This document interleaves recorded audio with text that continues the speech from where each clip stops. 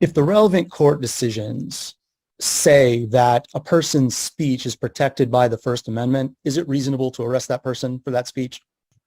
Yeah. Okay. Are you planning to testify at trial in this case? Yes. Okay, I think that's it. What would make it reasonable to arrest a person for cursing at a passing motorist? Displays of offensive and vulgar signs to passerbys, refusing to speak with officers when they had reasonable suspicion to interview him. Has an individual committed a crime if they don't speak with officers? No, Has an individual committed a crime if they hold up signs with curse words on them? not that alone.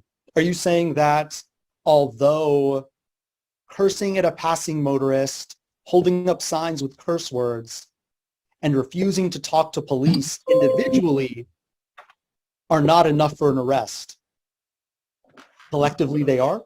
I think they had probable cause for an arrest. Why? Failure to ID. Didn't we establish earlier that failure to ID before an arrest is not illegal? Sir, do you understand that the testimony that you give today has the same force and effect as if you were before the judge and jury? I do. Would you please raise your right hand to be sworn? Do you solemnly swear the testimony you're about to give will be the truth, the whole truth, and nothing but the truth, so help you God? I do. Thank you. All right, it's a pleasure to talk with you, Dr. Stone. Good to meet you. Thank you. We can get started. Where are you from? Well, I grew up in New Boston, just down the road, so just moved back home when I retired a year and a half ago. Oh, very nice, very nice. I'm from Dallas. Where did you go to high school? I went to high school in New Boston High School. And where'd you go to undergrad, college? Undergrad was LeTourneau University. Did you graduate there? I did. What was your degree in? Bachelor's in Business Management. Okay, and did that have any relation to law enforcement or constitutional rights? No. Okay, and then what field is your doctorate in? In Public Affairs. And where did you get that from? University of Texas at Dallas. Could you tell me a little bit about the topics that covers? Yes, basically it's government, but everything from research methodology to the Constitution and law, from one spectrum to the other. But it's mainly geared toward people that are going to work in governments, specifically city managers or people that are going to teach government. And what did they teach you about people's constitutional rights?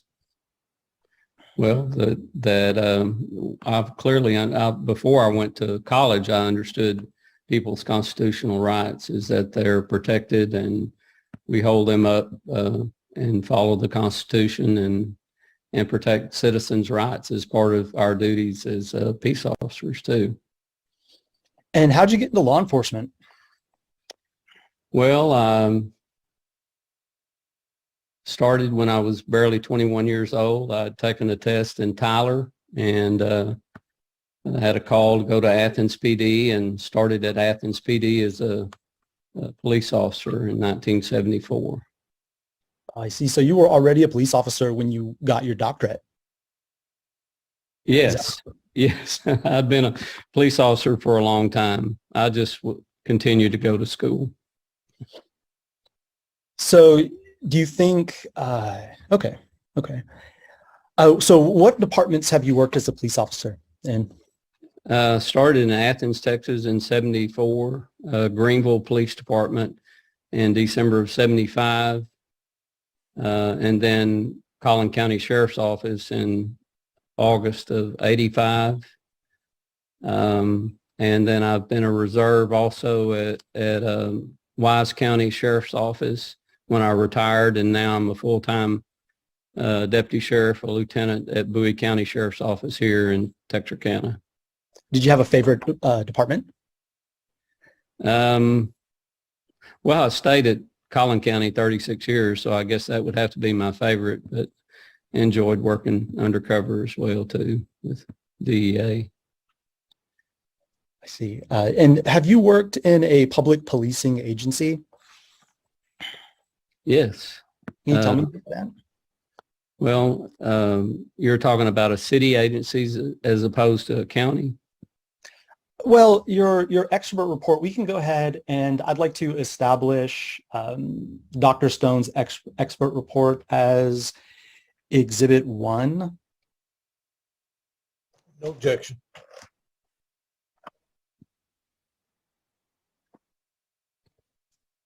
Here we go. Can you see that? Yes. So I'm asking about this first sentence right here. You had 15 years in senior leadership of a public policing agency. And so I was hoping you could just tell me a little bit about that, what that involved. Oh, okay. That's when I was at the Collin County Sheriff's Office, and I served as a major over operations, an assistant chief deputy, and chief deputy for Collin County Sheriff's Office. And so the work that you've done over the years, have you investigated officers for alleged misconduct? Yes, part of my duties as a sergeant was over the internal affairs, background investigations, and training. Yes. Did you ever see any allegations of officers violating anyone's constitutional rights? Yes. Could you tell me if any of those cases ever involved an arrest involving a violation of someone's right to free speech? No. No, not in the officer misconduct. No. Could you tell me what some of those cases did involve? Use of force. Primarily, the majority of them would be use of force, unprofessional conduct, conduct unbecoming an officer. I see. In all the work that you've done, have you ever helped an organization or an agency develop general orders? Yes, that was part of my duties while I was at Collin County Sheriff's Office. So let's use the Collin County Sheriff's Office as an example. Could you describe for me the process by which that office would develop those general orders?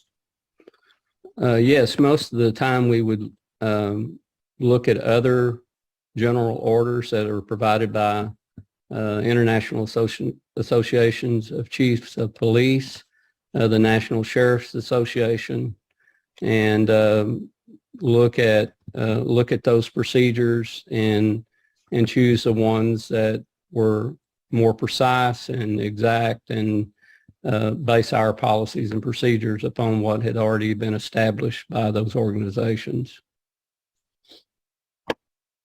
Okay.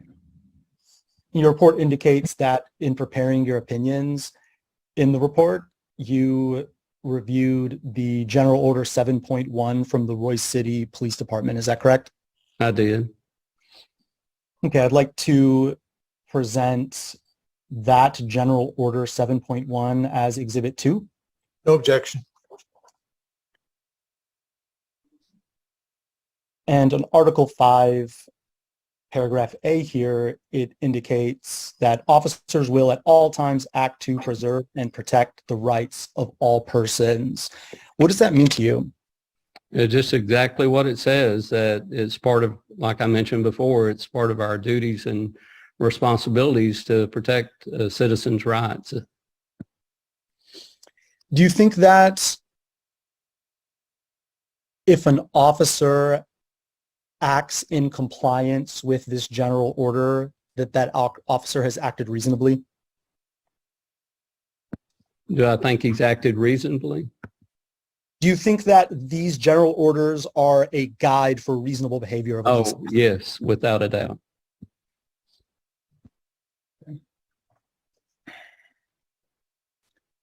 Do you think that the word rights as used here refers to constitutional rights? I do.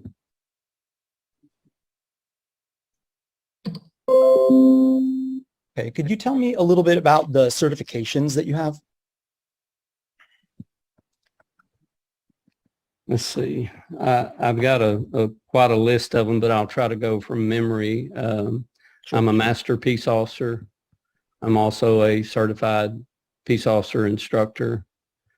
I'm a graduate of Bill Blackwood Law Enforcement Academy, which is an extensive academy, as well as the 189th session of the FBI National Academy in Quantico, Virginia.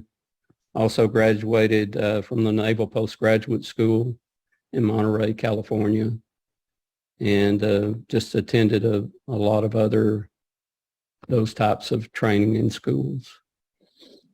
What is a master peace officer?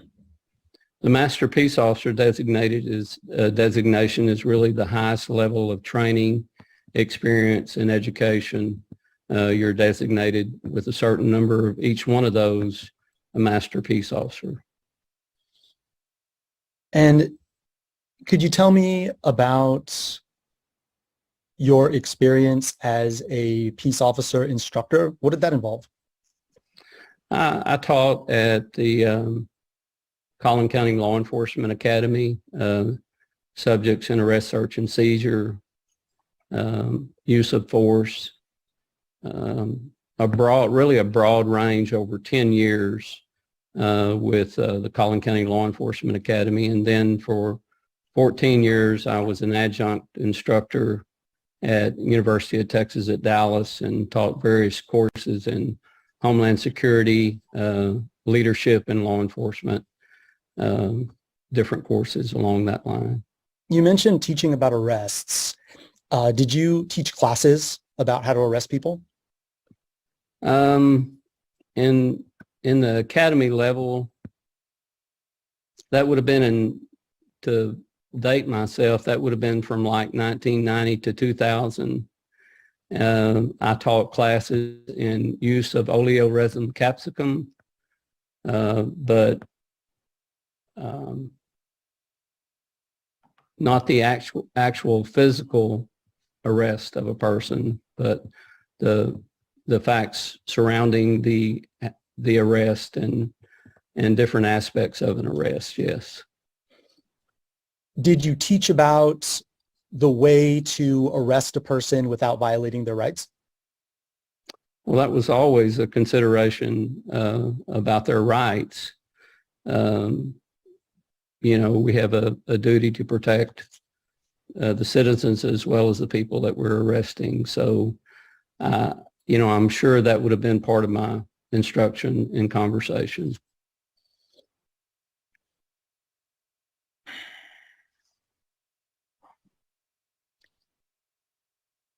Did you ever teach about the right of a person to speak freely? I can't think specifically, but I would say that would have been part of my conversation or instruction.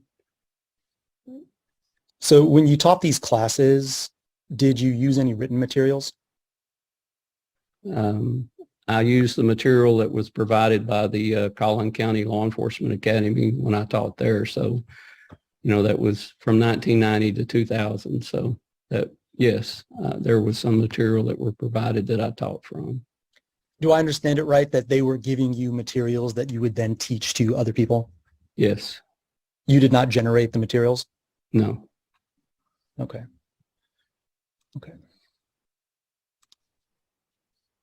Did you ever use PowerPoint presentations, anything like that? Not in 1990, but later on at the university, I did use PowerPoint presentations, especially in my leadership classes and things like that. But yes. Do you have any written teaching materials that are related to the correct way to arrest a person? No, I'm sorry, I do not. Do you have any teaching materials related to people's First Amendment rights? I do not.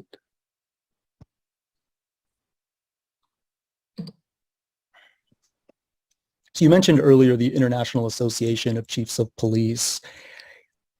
Is that a reliable authority of guidance?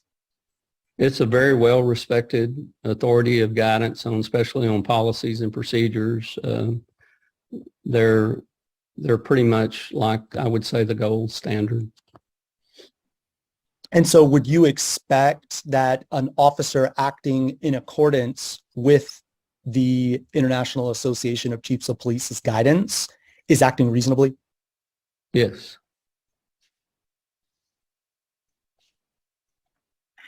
Did you know that that organization provides policy guidance for the arrests of suspects? Yes. I mean, I'm not aware specifically of the language, but I know that's part of what they provide. I'd like to introduce Exhibit 3 as the guidance from the International Association of Chiefs of Police. It's a presentation that's titled Arrests and Investigatory Stops. Daniel will have a hearsay objection at some point, but other than that, no objection. Okay. So here it guides that when making an arrest, no arrest shall be made at a time or in a manner contrary to any express limitations included in a warrant or in a manner or at a time or place prohibited by relevant court decisions.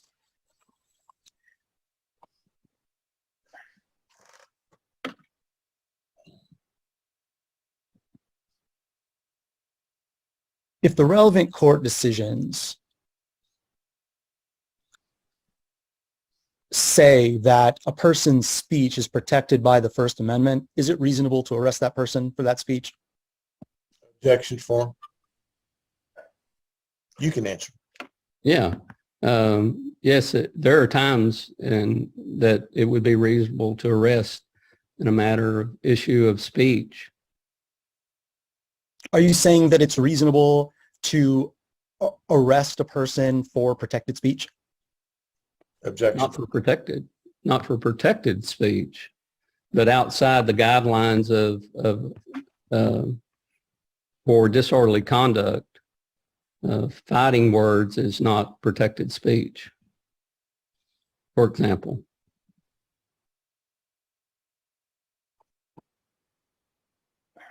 Do you think that the United States Supreme Court is an authoritative source of the law in this country? I do. What about the Texas Supreme Court? I do. What about the Texas Courts of Appeals? Yes. Are these courts authorities on individuals' rights in this country? Yes. Is it reasonable for a police officer to violate the rights of an individual? No. So do you agree that if the courts say that an action violates an individual's constitutional rights, then that action is unreasonable? Objection form. That action is what? I'm sorry. I'm asking you if the courts have said that an action is in violation of an individual's constitutional rights. Is it reasonable for an officer to take that action? Objection form. Well, I would say that, all of those depend on the circumstances, but if there is a specific ruling about language, I would say it would be unreasonable for an officer to do that if there are no other variables associated with the action. Are you saying that it's reasonable for an officer to sometimes arrest a person in violation of their constitutional rights? No, I'm certainly not. So it's never all right for an officer to arrest a person in violation of their constitutional rights? Objection form. I would agree with that. Are you familiar with what the United States Supreme Court has said about the acceptable restrictions that a state can put on a person's First Amendment rights to speech? I haven't reviewed that. I'm not familiar with the latest ruling? Well, there's a case from 1971 called Cohen v. California that says that states can ban fighting words. And that's words that are inherently likely to provoke a violent reaction. Are you familiar with that case? Objection form. I'm not actually familiar with the language, but I have looked at previous Supreme Court rulings about fighting words. Yes. This case was from 1971. Are you familiar with it? No.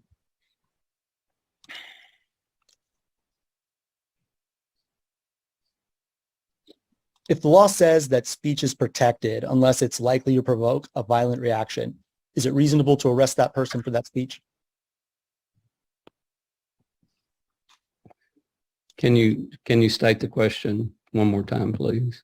My apologies. If the law says that speech is protected unless it's likely to provoke a violent reaction, is it reasonable to arrest a person if their speech didn't provoke a violent reaction? Objection form.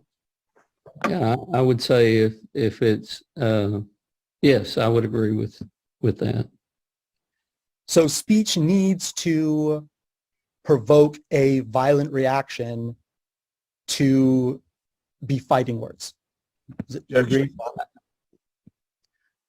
I don't think, no, I would disagree with that. It's to the potential, well, it doesn't have to provoke. It's the potential to provoke, not that provocation was immediate, but circumstances could rise to that level. Okay, there's another case from 1988 or 1989, excuse me, called Texas v. Johnson. Are you familiar with that case? No, sir, I'm not. It says that the government may not prohibit the verbal or nonverbal expression of an idea merely because the society finds the idea offensive or disagreeable. Do you think it's reasonable to arrest a person solely because a member of society finds that speech offensive? Objection form.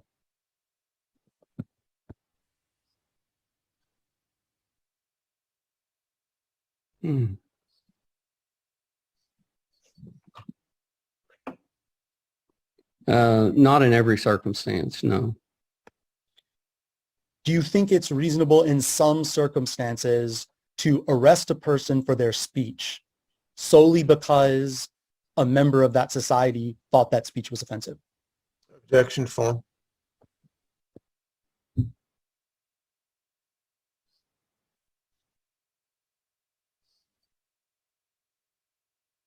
Okay, ask the question one more time so I can focus on it a little better. I'll ask you a different way. If I go outside and scream fuck, and somebody calls the police and says they were offended by that statement, should I be arrested? Objection form. No, especially if you stepped outside of your home and yelled that, certainly not. So you're saying that if I'm outside my home and I shout a curse word, I should not be arrested, even if somebody found it offensive? Objection form. You're at your residence. I would say no to that.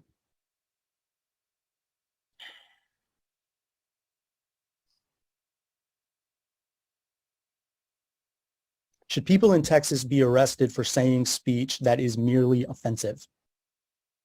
Objection form. Not merely offensive, no.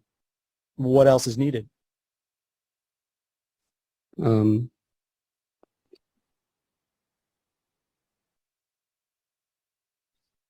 Speech that rises to a level that would incite or potentially cause a fight or issue related to the manner of speech and how it was directed. So if somebody shouts curse words outside and it could incite a breach of the peace, that person should be arrested. Is that right? Objection form. Well, I would say there should be some other factors included in this, but I would certainly think that it would go beyond to a probable cause for an arrest. If I run outside and scream, "Fuck the draft," should I be arrested? No. If I say, "Fuck this city, fuck the government, fuck everything," should I be arrested? Objection form.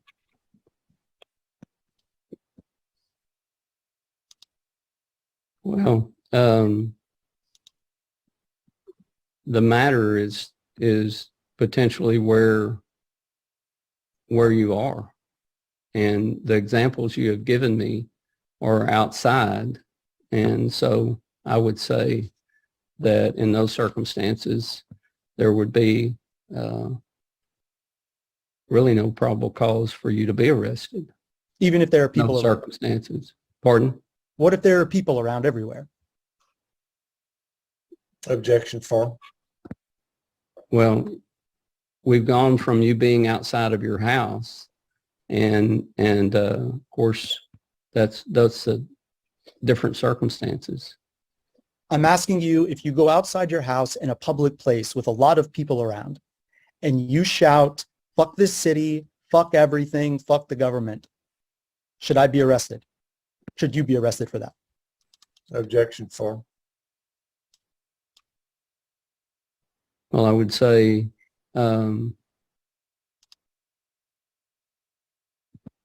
we have a duty to preserve the peace. So if it would have to be more than just a conversation in a can. An officer would have to make that decision based on the reaction, and sometimes we take action to protect the actor as much as we do the other citizens too. So there would be circumstances where you would take somebody in custody to avoid inciting a riot or having that person potentially be attacked.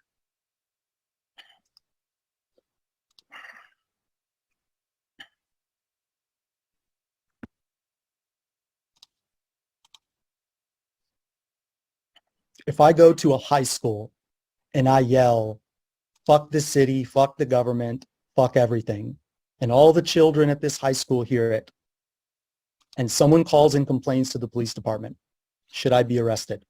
Objection form. Well, even in our schools today, I would say that you most likely would, yes, be arrested in a public school, shouting and cursing where there are kids. More than likely, you would definitely be arrested at that school. What if I was a student Could there? be. What if I were also a high school student there? Objection form. Well, my experience with high school students, I would say that they potentially could be, but of course they, at 17 years of age as an adult in Texas, but in most cases dealing with issues in the school, they're going to be handled by the school district, hopefully, and not by the local law enforcement.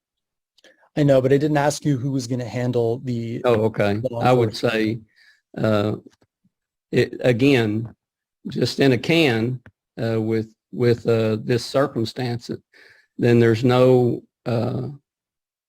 exercise of discretion to see what the reaction is with the crowd, what the threat may be if no action is taken.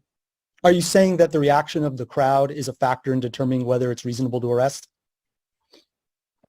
Well, I would say certainly in fighting words, that's a premise, is to avoid inciting a riot and having the disturbance that would arise out of someone who's exercising their right, but still crossing over into, inciting a breach of the peace.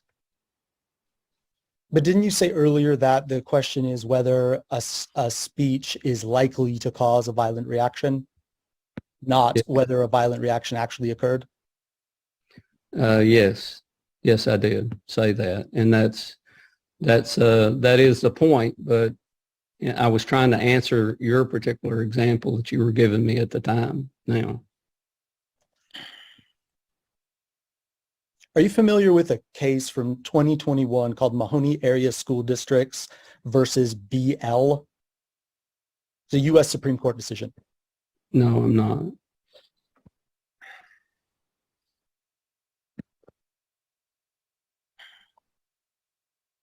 Do you think that a person should be arrested if they are expressing criticism with bad words? Objection form. Not necessarily, no. Even if they say fuck repeatedly? Objection form.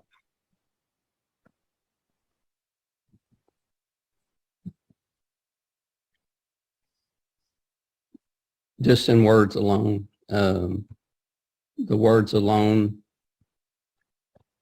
I understand where you're going with your questions, but it's not a matter of just the words.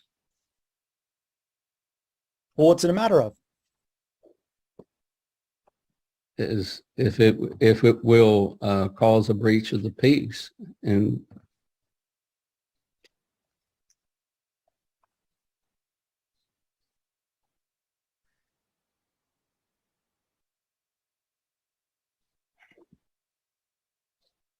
Have you ever testified as an expert before? I have. How many times in the last 10 years? Probably none in the last 10 years. Before that, I've given depositions and testified in federal court some years ago.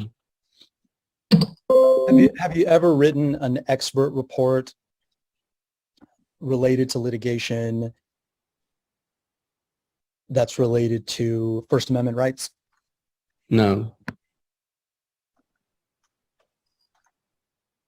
Have you ever written an expert report about your opinion about whether an arrest was legal? Objection form.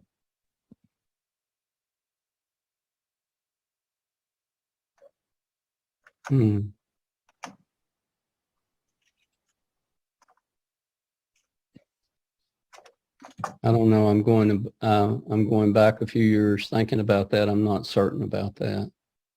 Have you ever written an expert report regarding whether probable cause existed? Yes. Yes, I have. In this report, I wrote about that. Is this the only report where you've ever written that? Written about that? No, I have some cases that are ongoing that I've written with that opinion that are still awaiting hearings and trials.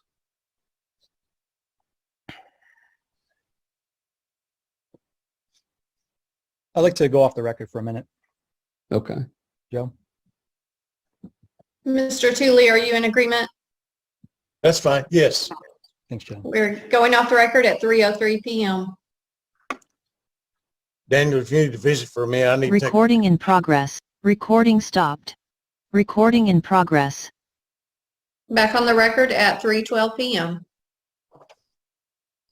Dr. Stone, have you ever written an expert report concerning the loud, obscene, or disruptive behavior of a person? No. Have you ever written an expert report concerning disorderly conduct? Objection form. Yeah. No, not that I recall. So this is the first time that you've ever written an opinion in a lawsuit related to disorderly conduct. Is that right? Gosh, I'd have to, it's definitely the first time one related to speech. But I mean, I started doing this in 92, so. But you are not aware of having ever written an expert report that includes an opinion about disorderly conduct or a person- About disorderly conduct, no. You're no. not aware of any expert reports that you've written about that topic. No. Objection form. Are you aware of any expert reports that you've written regarding resisting arrest? I'm certain that there's probably been cases that included factors of resisting arrest related to use of force, but I can't recall exactly. Have you written any reports, any expert reports involving a person resisting arrest? Objection form.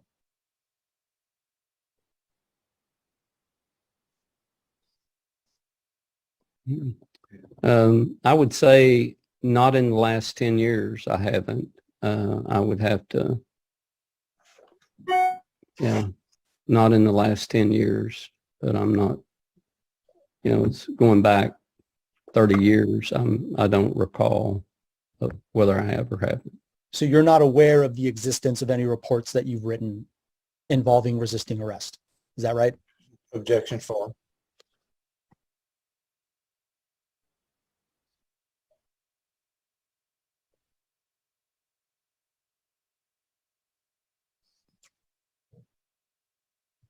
Not that I can recall, no. So you can't remember ever having written an expert report involving resisting arrest. Is that right? Objection form. Yeah.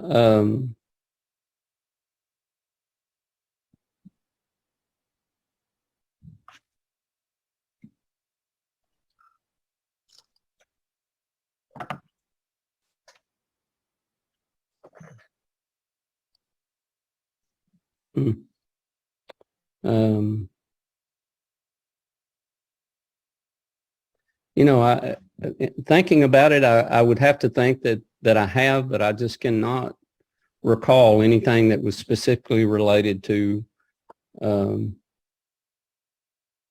matters that were related to use of force from resisting arrest. I'm sure that at some point in time in the last 30 years, I've probably written something about that. Do you remember writing any expert reports related to disorderly conduct? I don't. No.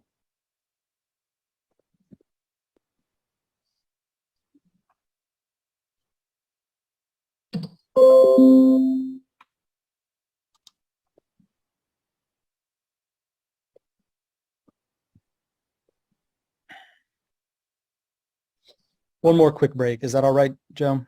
Sure, no problem. Thanks. Off the record at 3:17 p.m. Recording stopped.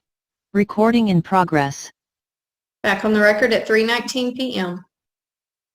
Okay, Dr. Stone, could you tell me about how does somebody become a police officer?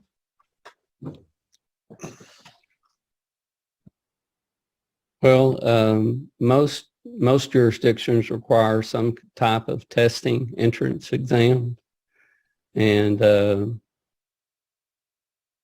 not all, but most of them have an entrance exam. And once you're hired, now you would go to an academy and get the training. And then after you successfully complete your training, you would go to an FTO, a field training officer, and actually have hands-on experience where someone's observing you in a working environment and instructing you and directing you in methods and tactics. Well, let's talk about the academy. What do they teach there, generally? Well, everything from the penal code to code of criminal procedure, and as well as the traffic code. And then most agencies are also focused on policies and procedures, or something specific academies include.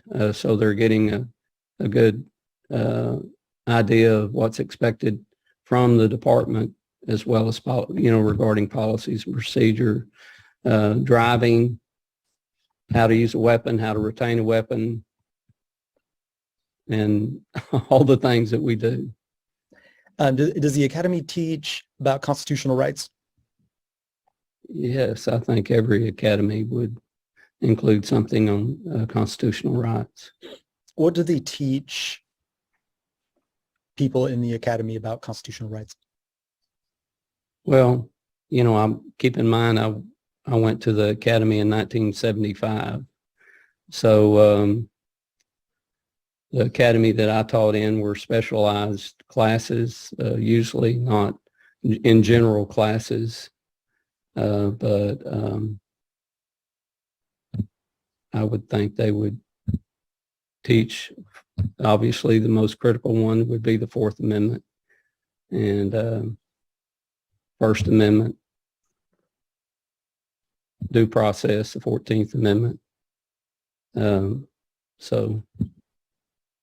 I'm sure they vary depending on where they are. And regarding the Fourth Amendment, do they teach how to legally arrest people?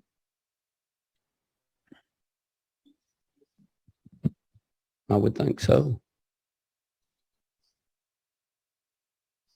When you've taught people about arrests, have you taught people how to legally arrest people? Of course, the last 14 years have been in a university environment, and then I'd have to go back 23 years to or longer, golly, 33 years to come up with, an idea about if I had, but most of the classes I taught at the academy level, which is more likely where I would teach, would be specialized classes, tactical operations, weapon retention, fitness. But I don't know that I don't remember if I taught at the academy those particular classes. When does an officer learn how to arrest someone legally? How they learn to arrest someone legally? When do they learn that? When do they learn that? Well, I would think they would learn it in the academy and then have it reinforced in field training. What are the rules about arresting a person? What's required to arrest someone? Well, beginning with reasonable suspicion, which is required for you to stop someone. And then the next level would be probable cause, more than reasonable suspicion, to probable cause to believe that a crime has been committed. And it's based on what an officer sees, the circumstances. So do you need probable cause to arrest someone? Yes. Do you need probable cause to search someone? No. You do not.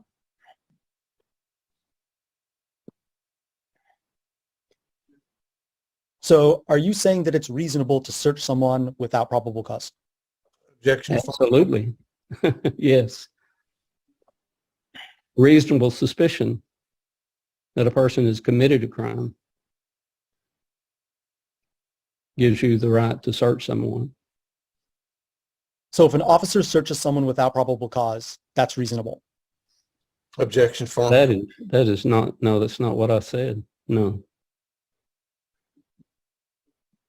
Is it reasonable for an officer to search someone without probable cause?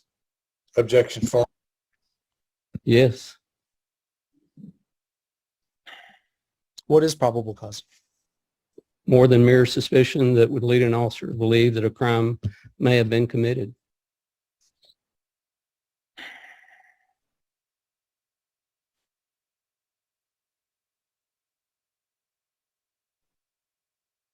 Is it reasonable to arrest someone without probable cause? No, probable cause is required to arrest someone.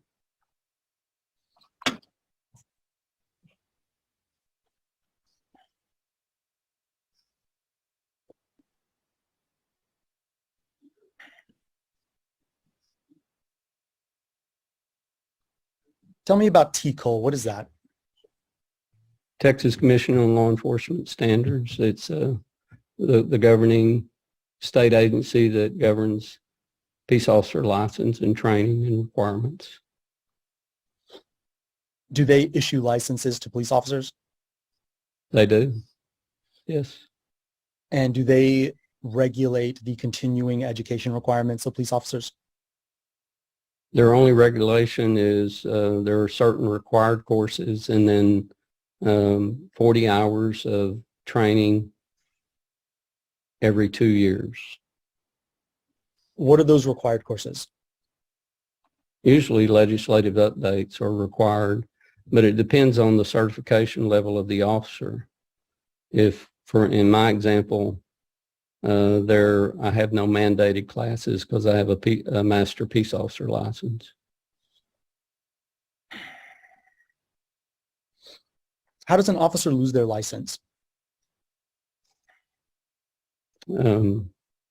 Usually it originates with the agency and internal affairs investigation and termination of that officer for misconduct is usually how that unfolds. Are officers required to take continuing education classes related to First Amendment rights? I'm not anymore. I'm not certain for someone that's just a basic peace officer or intermediate peace officer or advanced peace officer, but for a master peace officer, I'm not required to take, mandated to take classes for First Amendment. So you don't know if officers other than master peace officers are required to take First Amendment continuing education classes. Is that right? Well, are you talking about continuing education? Yes. Yeah, I don't know about other officers with other certifications. They do have mandated classes, but obviously I've had a master peace officer a long time, so I'm not certain. Is it reasonable for an officer not to receive training for First Amendment rights after they get their license? Objections for? Gosh, I don't, that's so broad, I'm not sure how to answer that, but I would just answer it by saying I think that TCOL does a good job on mandated classes, so they're the agency that issues our license, so they would be the one setting that requirement. Should officers study First Amendment rights after they become an active officer? Objections for? I think they should be familiar with First Amendment rights.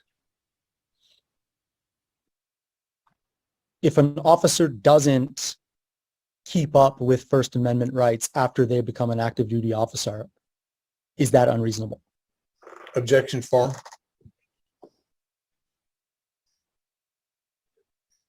Well, I would just answer that by saying that we have a regulatory commission that oversees that training, and you're asking a hypothetical question about something that may exist. There may be training. I'm just saying that I'm not certain what they require for people. I understand, but I'm asking you about the reasonableness of an officer's actions. Is it unreasonable for an officer to avoid taking First Amendment training after they're an active officer? Objections for? Yeah, I would just say that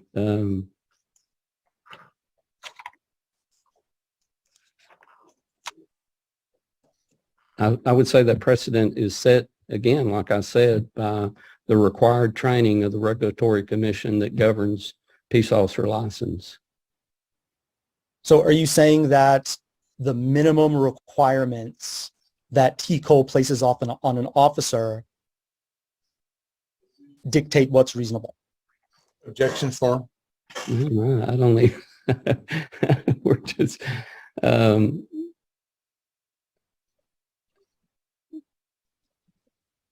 yeah.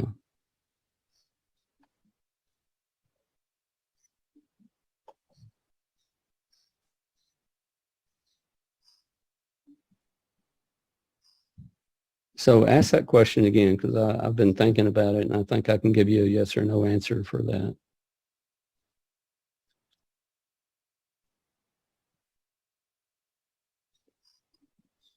Is it reasonable for an officer to study the First Amendment after they become an active duty officer? Objection form. Is it unreasonable for an officer to study First Amendment after they become a peace Is officer? it reasonable? I asked you if it's reasonable. If it's reasonable, I would say that that would be reasonable for them to learn about any of our constitutional rights. That's what we do in continuing education. Is it unreasonable not to study First Amendment rights after becoming active? Objection form. No, the term unreasonable may mean something different to you, but I would say, no, it's not unreasonable not to study First Amendment rights by a peace officer unless it's designated by their department, by their training, or by TCO. Have you ever served as an expert for a plaintiff filing suit against a government official?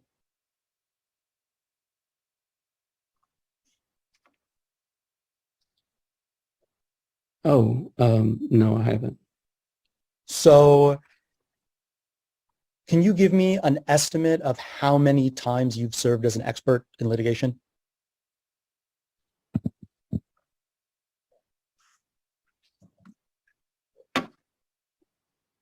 You know, that would be a guess, but I'm going to say somewhere between 40 and 50 times, just a guess over 30 years. So you've served as an expert 40 or 50 times over 30 years, and every one of those times you were an expert for the defense. Is that right? Yes, that's correct. Do you think that you can give unbiased opinions as an expert, Yes, I do. even though you've never served as an expert for a plaintiff ever? Yes.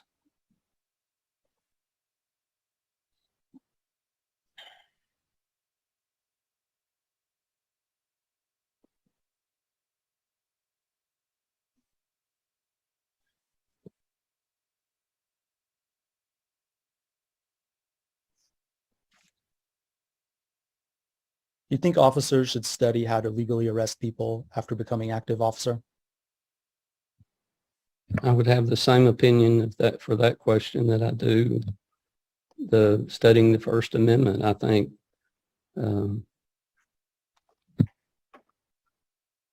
we should all strive to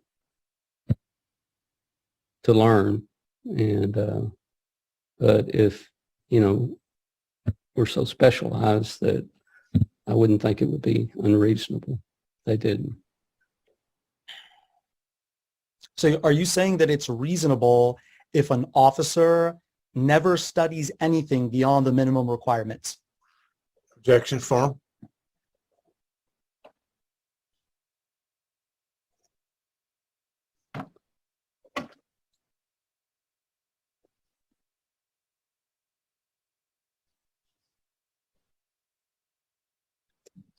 Ask that again. I apologize. These questions are similar. I'm just wanting to make sure I understand what you're asking. Is it reasonable for an officer to engage in the minimum possible study after becoming an active officer? Same objection. I would say as far as the law is concerned, it's reasonable. I always strive to learn and study more. But Is it reasonable to you to study the minimum possible requirements as a police officer? Objection firm. no, that's not what I've done. So the answer is no. So are you saying that if an officer studies the minimum possible material after becoming active, that's unreasonable? Objection firm.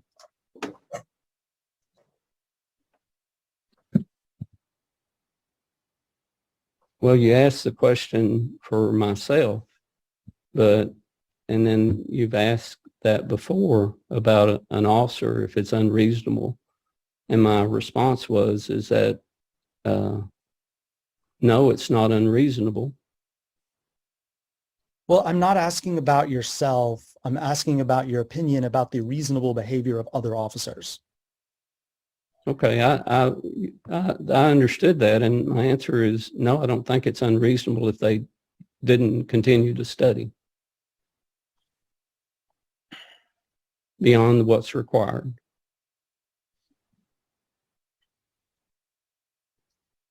Do you think that an officer that hasn't studied how to make a legal arrest for 15 years can make a legal arrest? Absolutely. Objection firm. Yes. Do you think is it reasonable that an officer could remember an individual's First Amendment rights if they haven't studied those rights in 15 years? I could only speculate on that question, but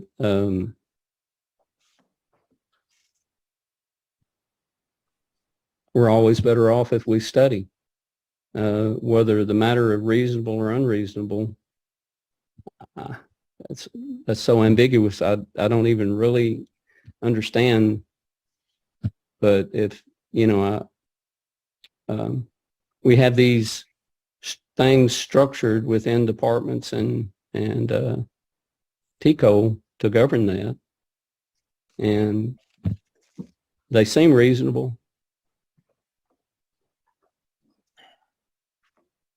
I ask you this because earlier you said that you can't remember if you wrote any expert reports related to resisting arrest and the use of force within the last 10 years. So it seems that you've established that 10 years is kind of a reasonable limit of memory. Is that true? Objection. No, that's not. I'm sorry. That's not true. So are you saying it's unreasonable that you can't remember if you wrote an expert report about resisting arrest the last 10 years? Objection firm.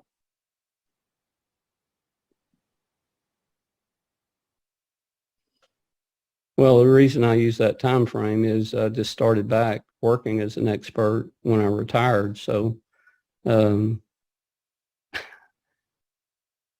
think it's reasonable. Are you saying that if a person hasn't worked with something in over 10 years, it's reasonable that they couldn't remember it? Objection firm. A lot of variables there. I would say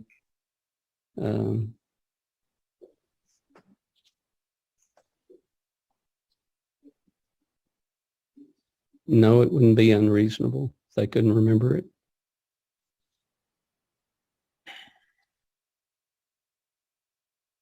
Okay, I'd like to turn your attention back to your report. It lists here a series of materials that you reviewed in creating your opinions and conclusions in the report. I notice here that it doesn't say that you reviewed any actual laws. Is that right? Objection firm. Well, I think I included language about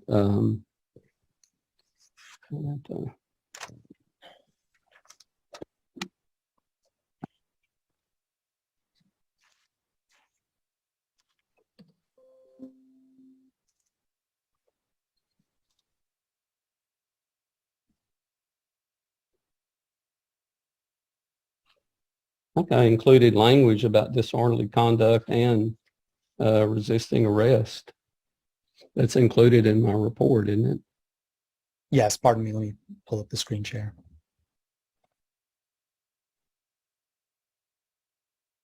Yes, you cite the language for Penal Code Section 42.01 and 38.03, Yes. but I'm asking you, did you review these statutes when preparing the opinions in your report? Yes, I reviewed these statutes when, yes. Did you And review? Go ahead, sorry.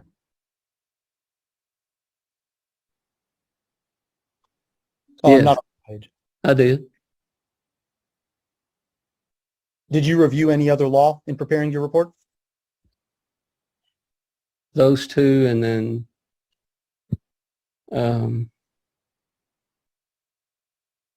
not when preparing my report, but I did look at some different case laws.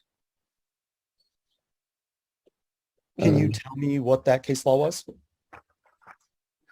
Well, the first one that I looked at was New Hampshire 1942 Supreme Court decision in the Chaplinsky and New Hampshire 315 U.S. 5568.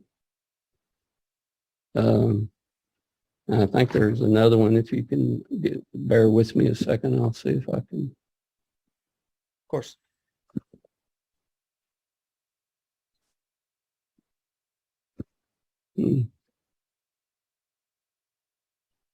I got to minimize. Can you minimize yours just where I can go and look at something I have on my computer here, Mr. Alexander? I'm not aware that what I'm doing influences what you can minimize. Oh, okay. Okay. All right. Well, you have you're sharing your screen and I can't get to other documents on my computer. It shouldn't be locking you out if you just minimize. Oh, okay. Now I got it. So the other one is that I looked at was Duran versus Furr. And let's see. There we go.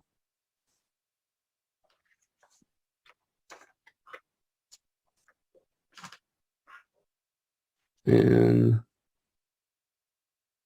Duran versus Furr's Supermarket, April 4th, 1996.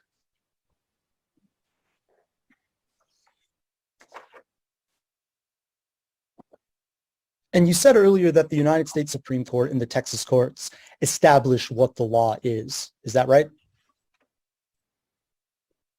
Objection form.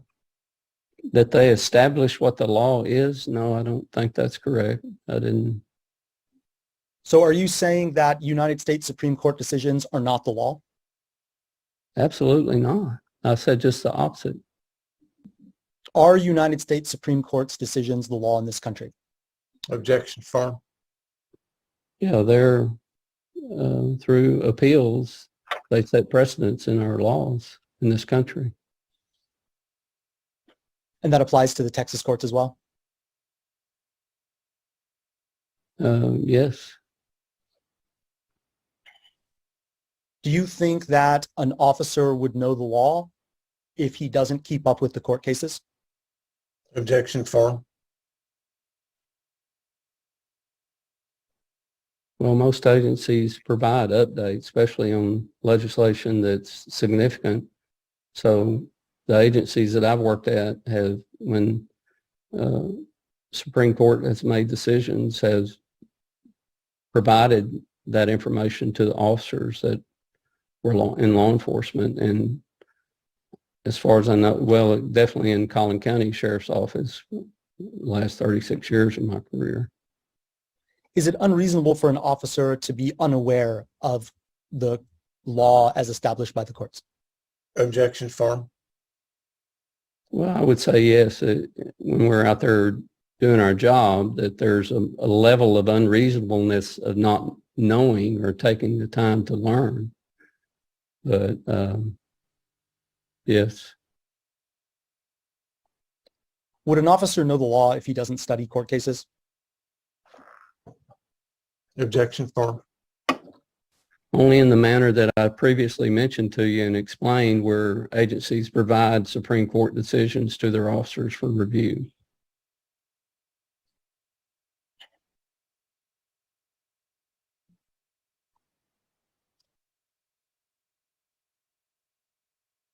Does an officer need to study court cases to know the law? Objection form. No. But earlier you said that the courts established the law in this country. Isn't that right? Yes. So if an officer doesn't know what those courts said, how can they know the law? By the means that I explained to you a couple of times, and that's where an agency provides those decisions to the officers for their review and part of their training normally. And do those materials include cases from before the officer became active? Objection form. Hopefully before they become active, they got it in the academy. But this is follow-up. My experience, the agency that I work for, they provided Supreme Court rulings that were significant to officers doing their job. But you're talking about new Supreme Court rulings. Pardon? You're talking about new Supreme Court rulings, right? Yes, I am. So when an officer first becomes active, would that officer know the law if they'd not been trained in court decisions? Objection form. If they didn't have the training that I've already mentioned before, which would include Supreme Court decisions and things that affect their job, which is, I understand to be the standard. So the ideal is that they get it in the academy, and after they get out of the academy, they get updates. And again, I'm not familiar with the updates for basic, intermediate, advanced, what they get. I'm not directly involved in that anymore. And But if because I'm a master peace officer. But if an officer did not keep up with court decisions after he became active, would he know the law? Objection form. The only way that they would know the law if they get the updates from their agency on updates from Supreme Court decisions. But if they didn't read those updates, would they know the law? Objection form. Probably, I wouldn't assume that they would know the law, but normally they have to sign the document saying that they received it and read it. Is a normal practice in law enforcement agencies.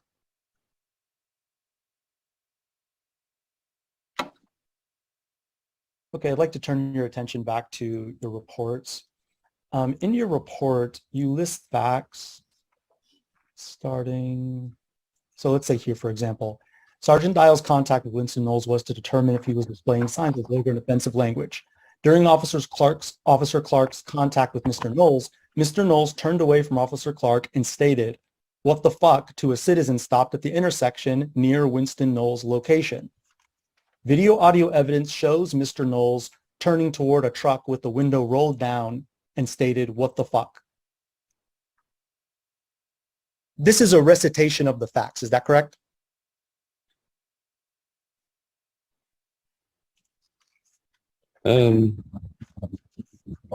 Let's see. Help me out with where that is in Paragraph 1. Under your opinions and conclusions. Okay.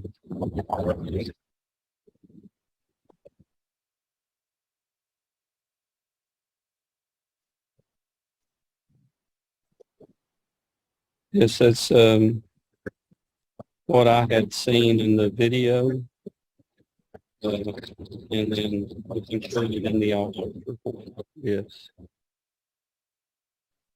Could you repeat that, please? Your audio became a little bit muddled. Oh, I'm sorry. Yes, this is what I determined from the video as well as the officer's report. So it appears that everything written in paragraph 1, or let me rephrase, paragraph 1 is primarily a recitation of facts.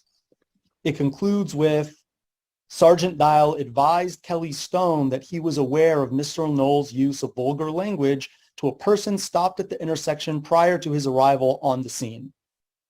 So the facts end there.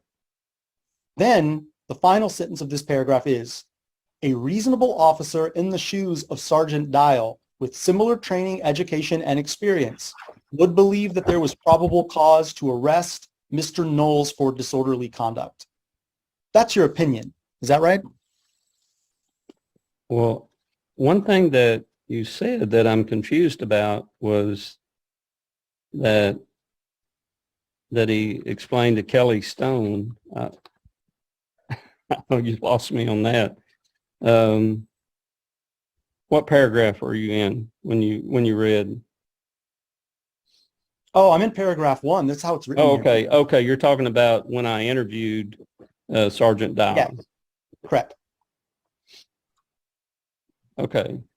On November 22nd, Kelly Stone conducted a telephone interview with Sergeant Dial to determine if he was aware that after he arrived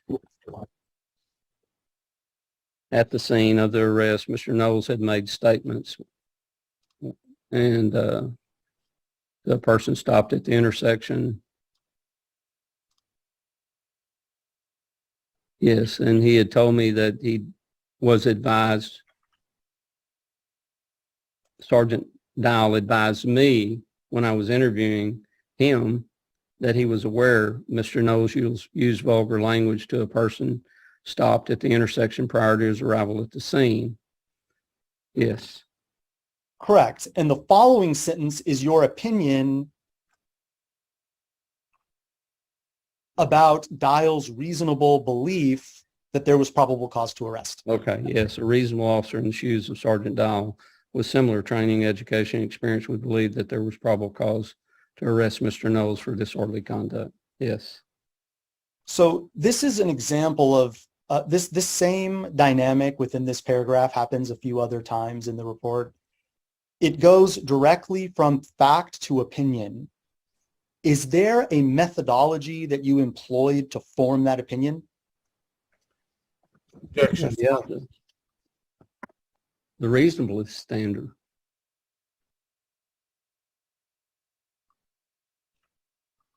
Did you form your opinions by applying any principles or methods to the facts of this case? Number one, that there was reasonable suspicion to begin with. Number two, all the other facts that were presented and what I observed in video led me to the opinion that there was probable cause to arrest Mr. Knowles for disorderly conduct.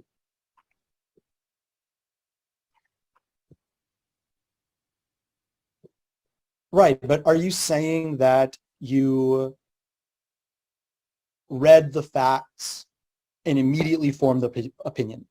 Absolutely not. Absolutely not. So what happened? Well, I watched the videos and can see for myself what's transpiring. After you watched the videos, talked to Dial, and gathered all of the facts to inform yourself, Mm-hmm.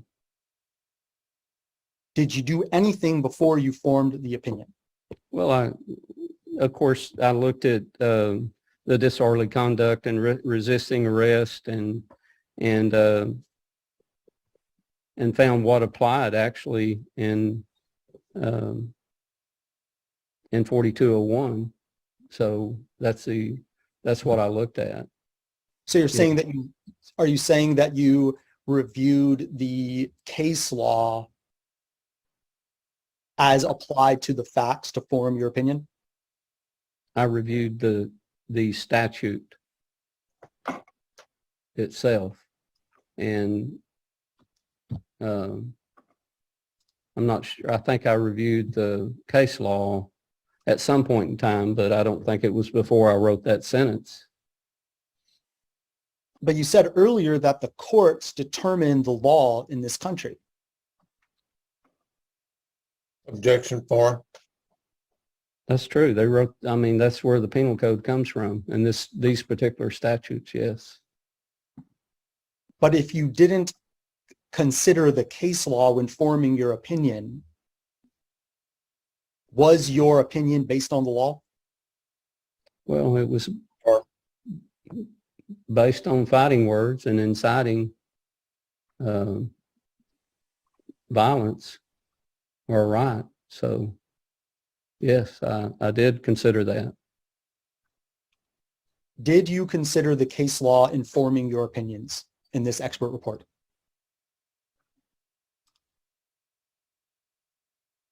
What I was familiar with, yes. I understand inciting a breach of the peace, something I've been trained in.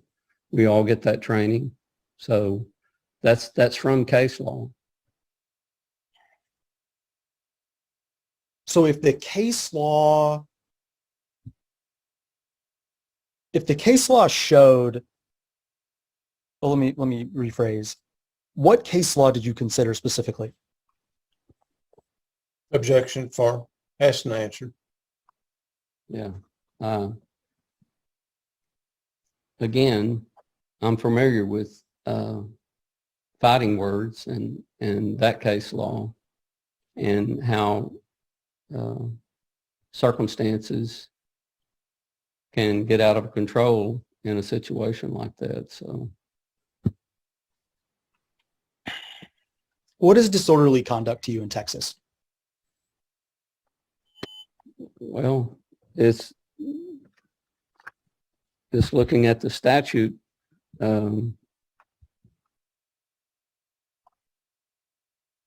Person commits an offense if he intentionally or knowingly, number one, uses abusive, indecent, profane, or vulgar language in a public place, and the language by its very utterance tends to incite an immediate breach of the peace. Is that the entire law of disorderly conduct? I've got it here somewhere. Let me take a look.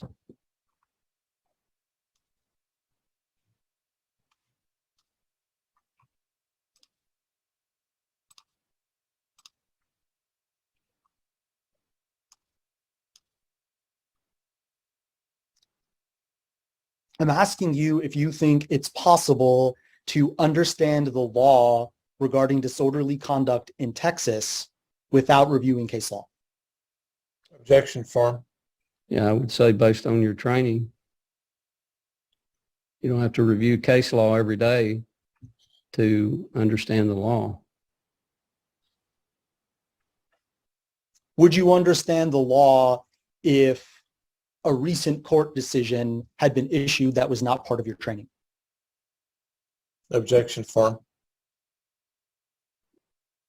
Well, I certainly wouldn't have that recent decision but so that's usually argued in courts. You just recited the disorderly conduct statute. We can review it here in your report.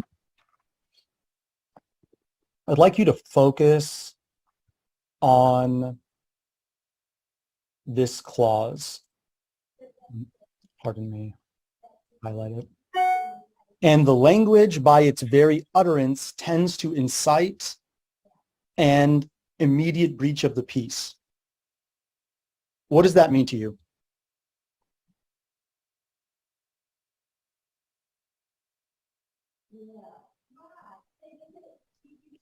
Well, number one, it really is dependent on location.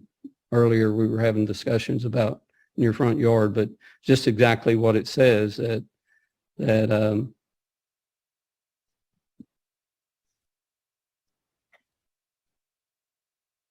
it could rise to an occasion where there's violence, a riot, or other consequences.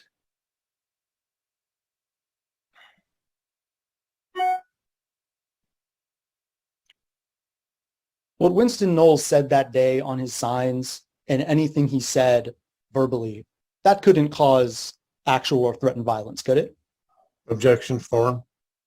Well, I think it could. He's standing beside the road on a day where cars are passing by, stopping at a stop sign. So the answer to that is yes, it could. Would it change your opinion if there were case law in Texas that a speaker needs to have more contact with the observer than one motorist passing by? Objection form. There's nothing prohibit a motorist from stopping. So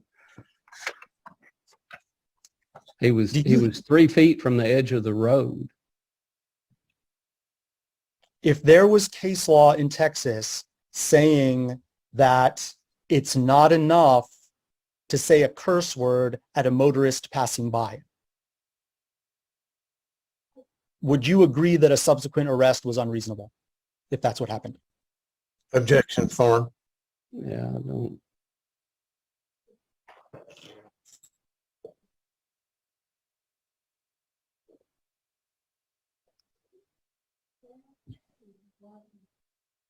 I'm just asking you hypothetical. Yeah. Of course, here the issue is that once there's an arrest, there's a need for follow-up and done by the prosecution. So is normally what takes place in talking to witnesses and so forth. So I know in this case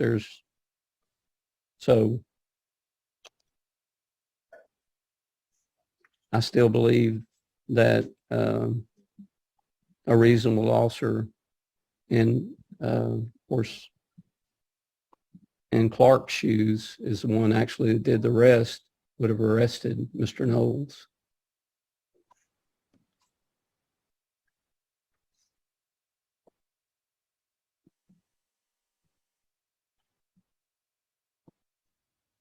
What did Mr. Knowles say that threatened violence? Objection form.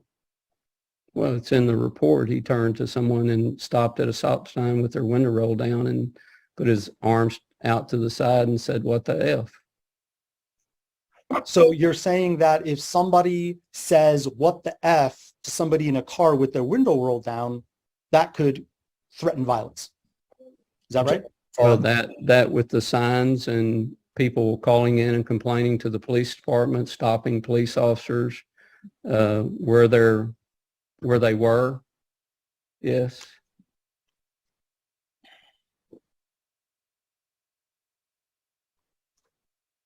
So you're saying that society's offense to the statements determines whether the conduct was disorderly. Is that right? Objection form. No.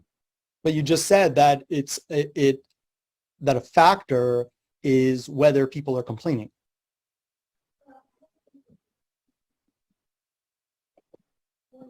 What I said is that there were numerous people stopping police officers and calling in and complaining.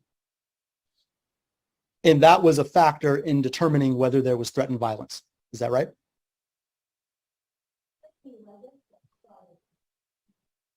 Yes, I think the potential is there for that.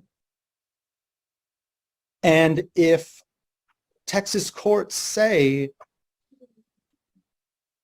that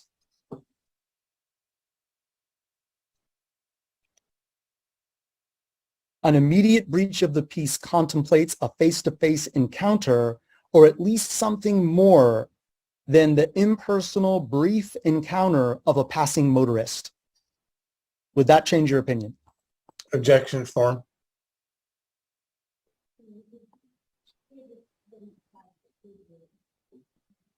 At this point, what I know and understand about the fighting words doctrine, that would not change my opinion.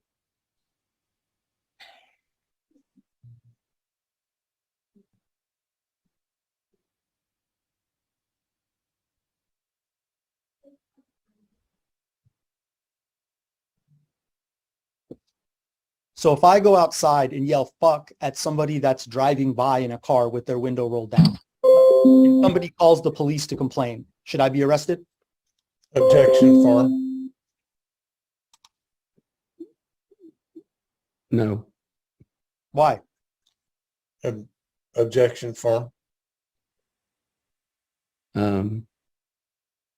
Going outside, you're providing a broad description and circumstances that I would just say no, based on the limited amount of that you shouldn't be arrested, the limited amount of information that you've given me. If I stand on the same corner that Winston Knowles stood on the day that he was arrested, with the same amount of traffic, and I yell fuck at a passing motorist with their window rolled down, should I be arrested? Objection, Farm. I'm not sure you should be arrested if that's all that was taking place. What else needs to That happen? person's probably, well, multiple people stopping and calling in the police and complaining about signs with vulgar language while they're driving down the road.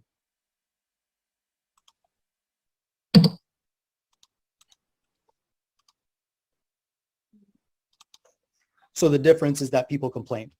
Is that right? Well, I'd say yeah, that's part of it. Daniel, can we take a quick break? Yeah. Just a short one. Sure. Off the record at 4:07 p.m. Oh. Back on the record at 4:16 p.m. So coming back to what we were talking about, if I stand on that same corner on the same day that Winston Knowles was there, and I yell, fuck this country, fuck the draft, fuck everything, should I be arrested? Objection, Thorne.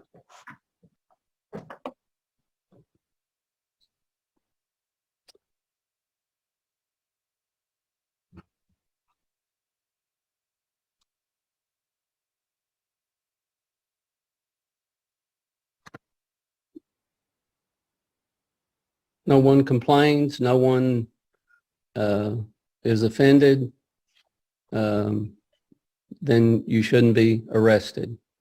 What if one person complains? Objection, Thorne.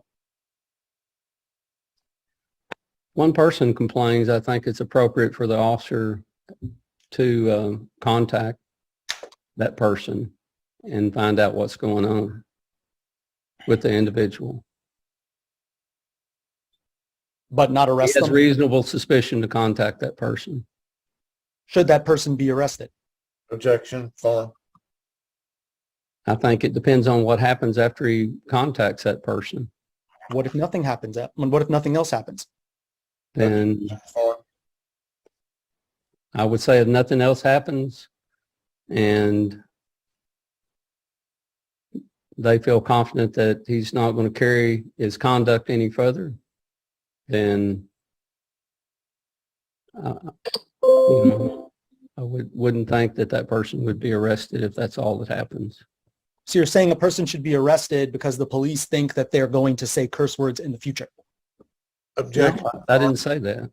What I said, if nothing else happens,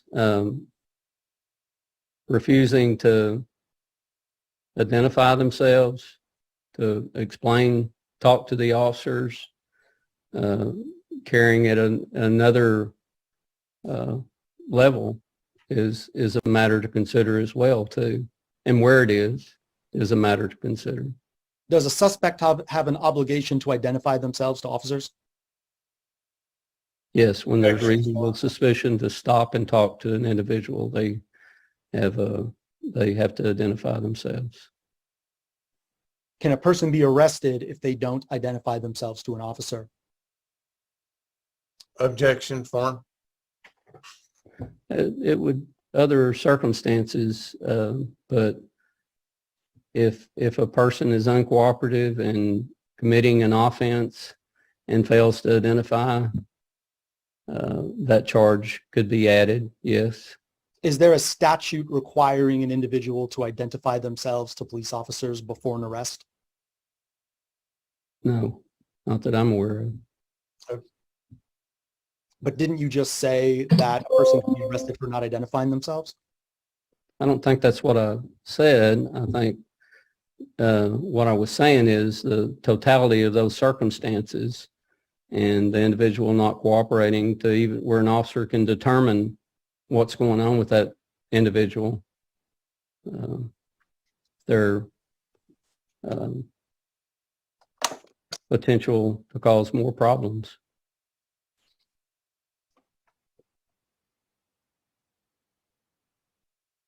Does an individual have an obligation to identify themselves to police officers? Objection, Thorne. Yes, when they're being detained and interviewed and questioned when there's reasonable suspicion.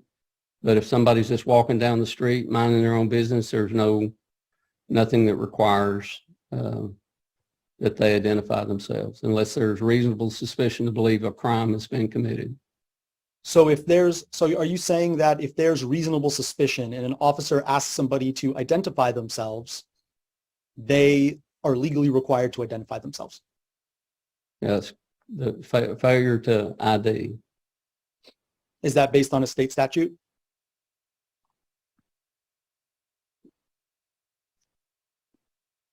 I hadn't filed that charge in a long time. I'm not certain about that.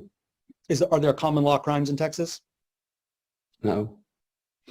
So logically, it must be based on a state statute, right? Yeah, it must be based on the state statute, but I don't know the statute.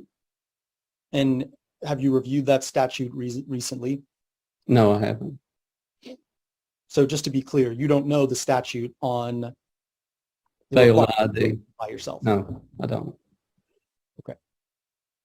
But you do know these other statutes, right? Objection, Thorne. Yeah, yeah.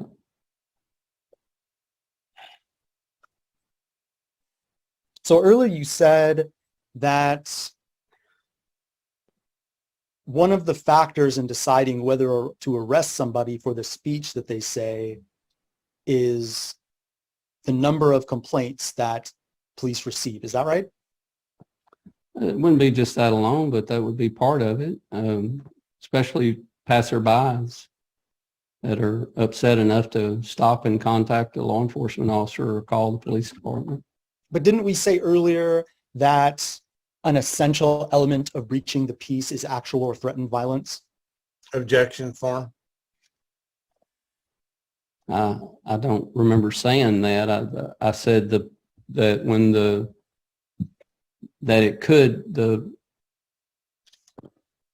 it could, fighting words could incite a breach of the peace.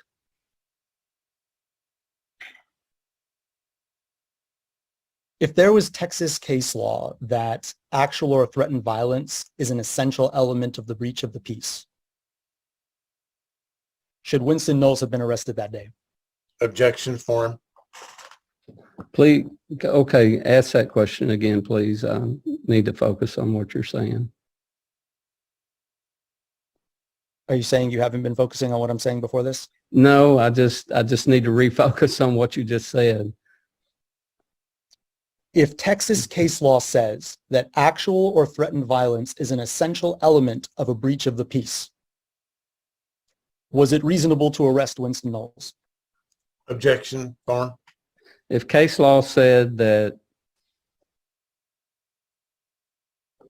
there had to be actual breach of the peace to arrest on disorderly conduct? Actual or threatened violence is an essential element of a breach of the peace.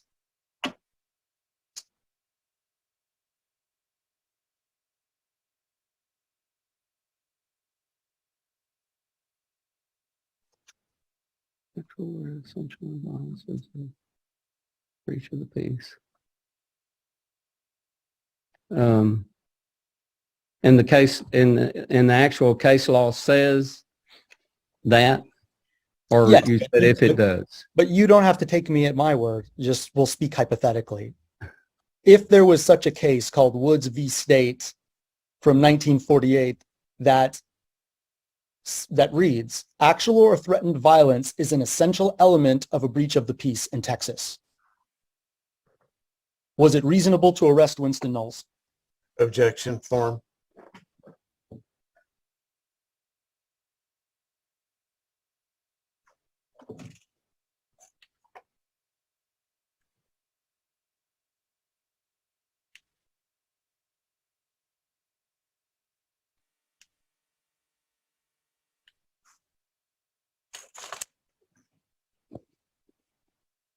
Yes, I think it may still be appropriate to arrest. An officer has to use their discretion at an incident like this, and that's a critical part. An officer has to use their own discretion in making these decisions. Does an officer have to know the law? The officer needs to know the law, yes.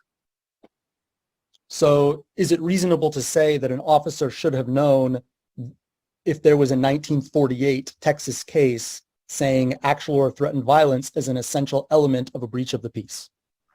Objection, Farn. Yeah.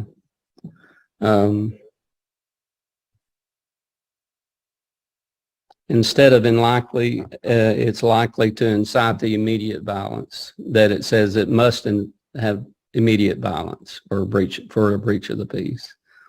Because U.S. Supreme Court decision that I mentioned earlier goes back to that doctrine that allows government to limit speech when it's likely to incite immediate violence and retaliation by recipients of the words. Was there any violence that day? Just Mr. Knowles falling to the ground on his own behalf. Was there And any other resisting. violence that day?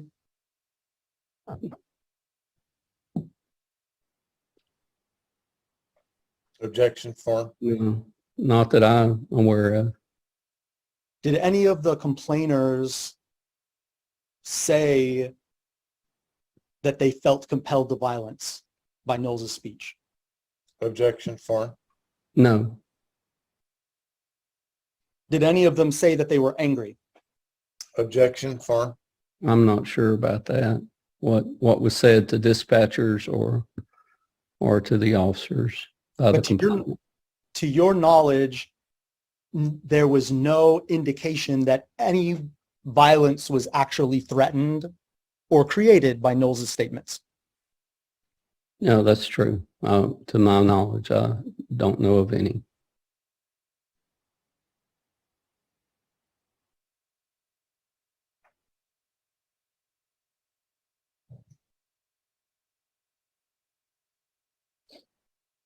And let me ask you again, if there were case law saying that a breach of the peace contemplates a face-to-face encounter, or at least something more than the impersonal brief encounter of a passing motorist,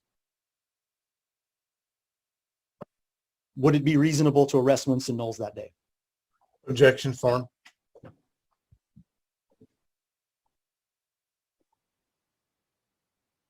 Well, we're looking at hindsight, the issue of hindsight, and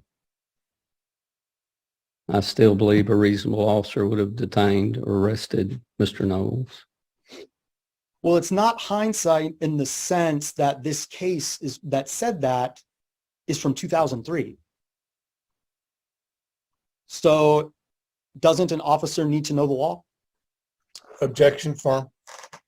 Yes. If a case said that a breach of the peace requires more than an impersonal brief encounter with a passing motorist, then and an officer arrests a person for that speech, is that an illegal arrest? Objection, Farn. No, I don't think it's an illegal arrest. No.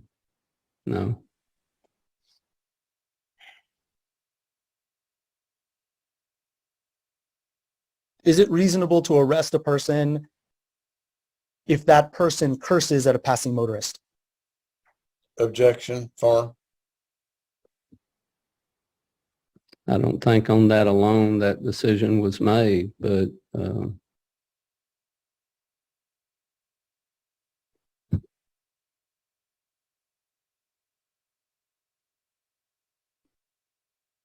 the alternative was to leave Mr. Knowles there. So, and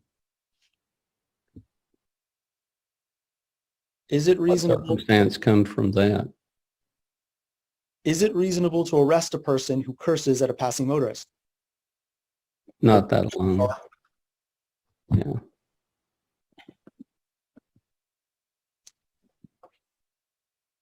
What would make it reasonable to arrest a person for cursing at a passing motorist?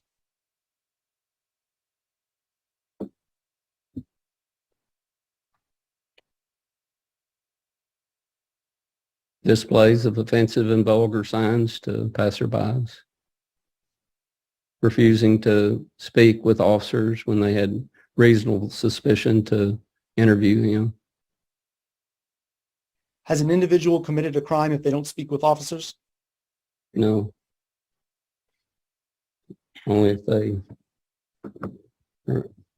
they're conducting an investigation and they believe a crime has been committed, they have to have the identity of the person to continue. Has an individual committed a crime if they hold up signs with curse words on them? Not that alone. Are you saying that although cursing at a passing motorist, holding up signs with curse words, and refusing to talk to police individually are not enough for an arrest, collectively they are? Objection, Farm. I think they had probable cause for an arrest. Why?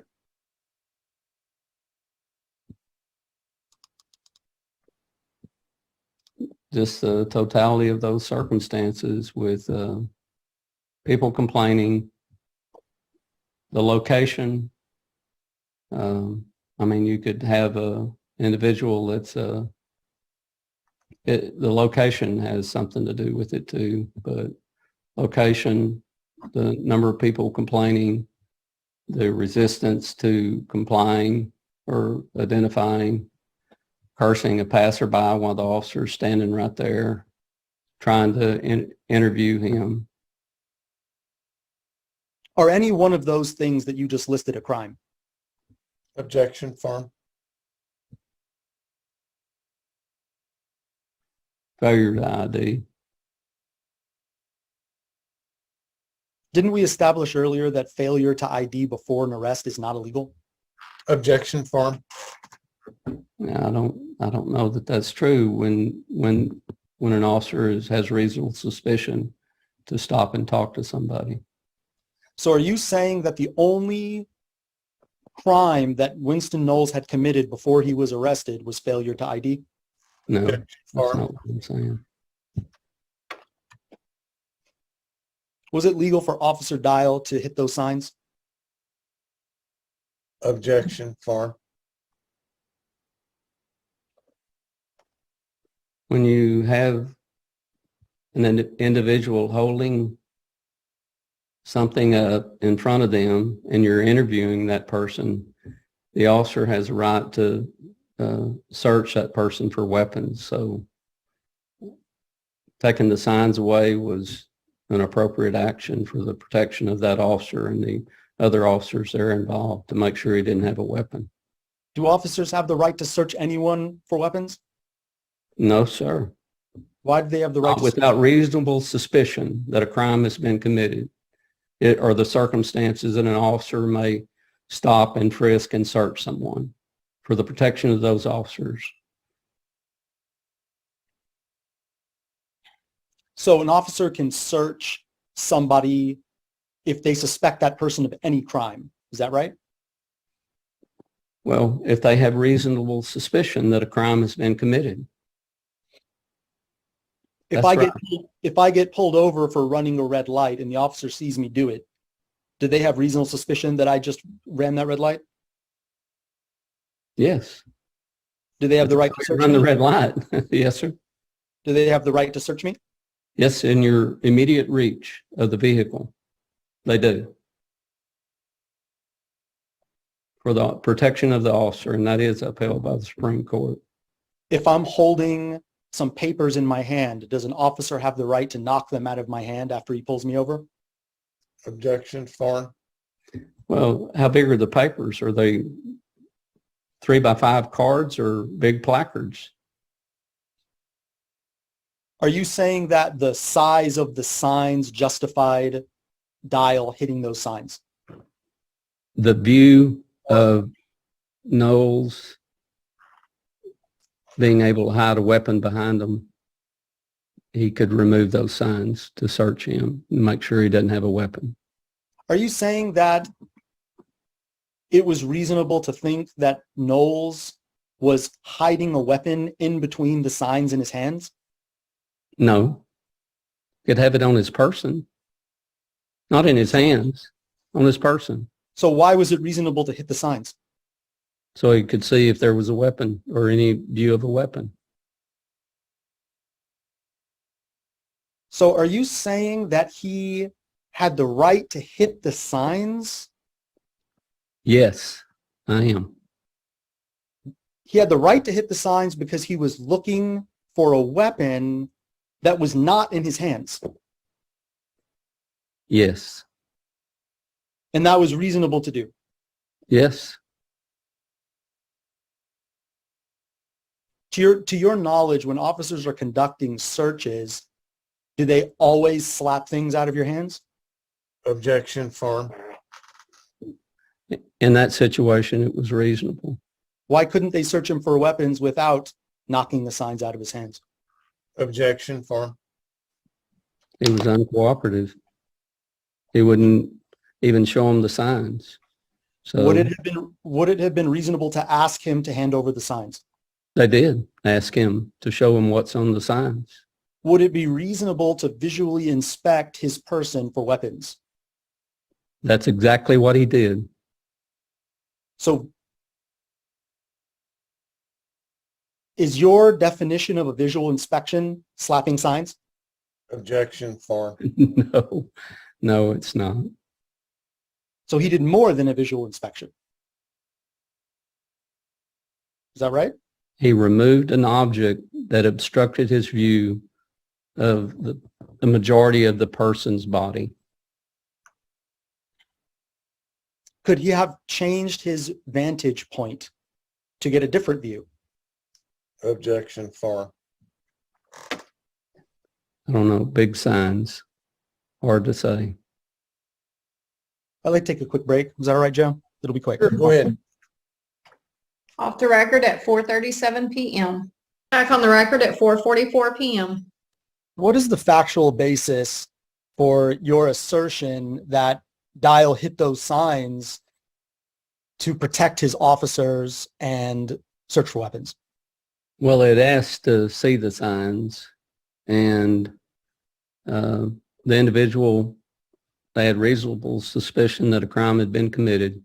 Well, therefore, they had the justifications for search, and the signs were blocking the view. They're big enough that he could have a weapon in his waistband or anywhere else. So that's my basis for that opinion. But you just said that he hit those signs to search for weapons, correct? Well, what I was saying that was the purpose of getting the signs out of his hand would be my position on it. How do you know that that was the purpose?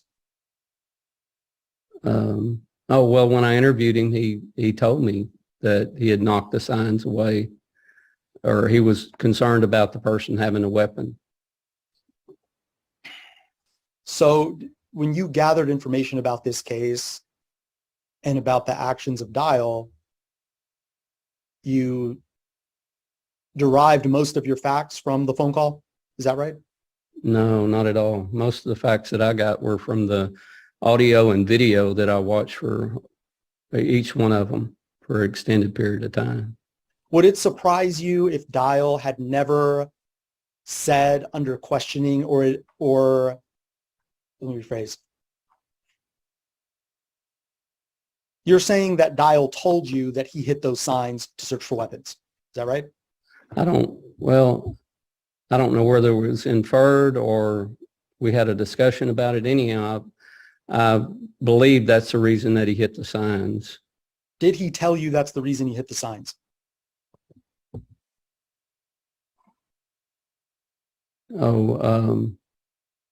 I did read it in his deposition that we just had gotten recently.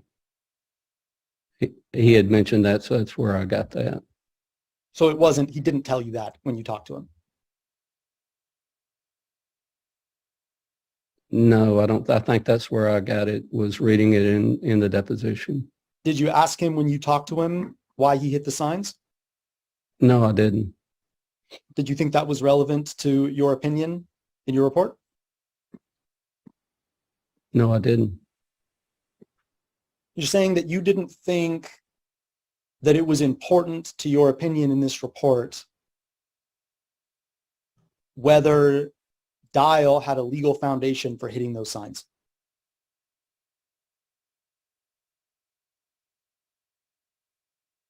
Not that I could see.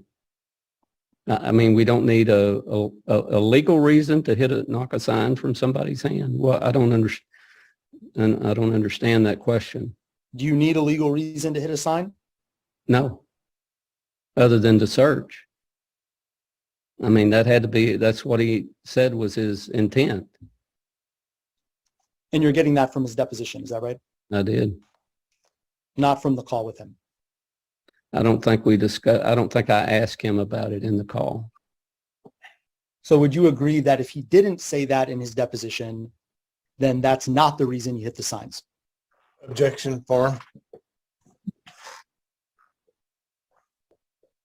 Well, I believe that's my understanding is that's why he hit the sign. So,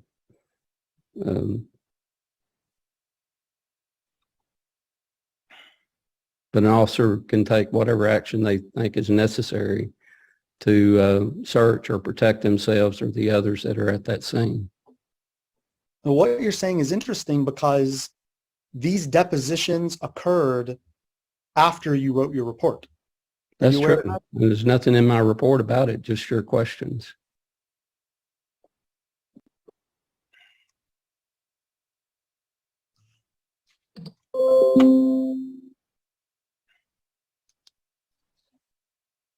So I'm going to share my screen again with your report.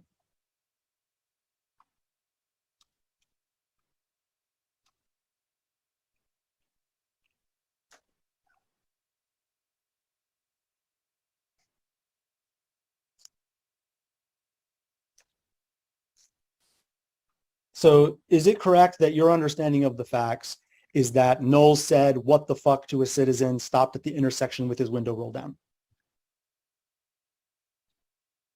Yes.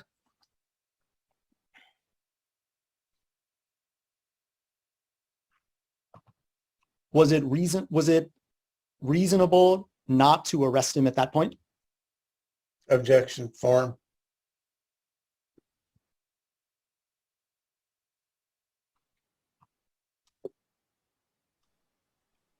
I think the arrest was reasonable, and I haven't heard or seen anything that would lead me to believe that an officer in his shoes, a reasonable officer, would have not done the same thing. When Knowles said, "What the fuck" to a citizen, was there probable cause to arrest?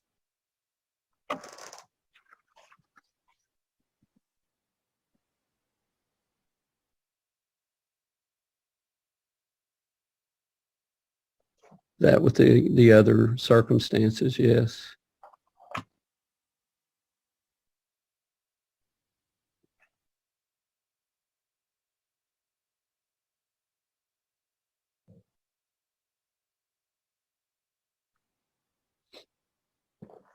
Is it right that you think that Dial had the legal right to knock the signs out of Knowles' hands solely to see the words that were on the signs?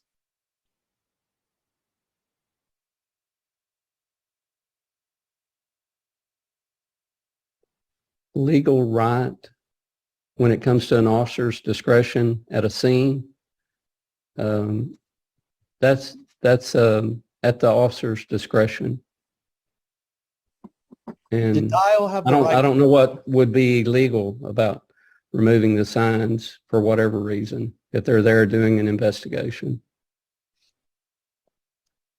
Is it reasonable for Dial to have hit the signs to be able to read the signs? Objection, Farm.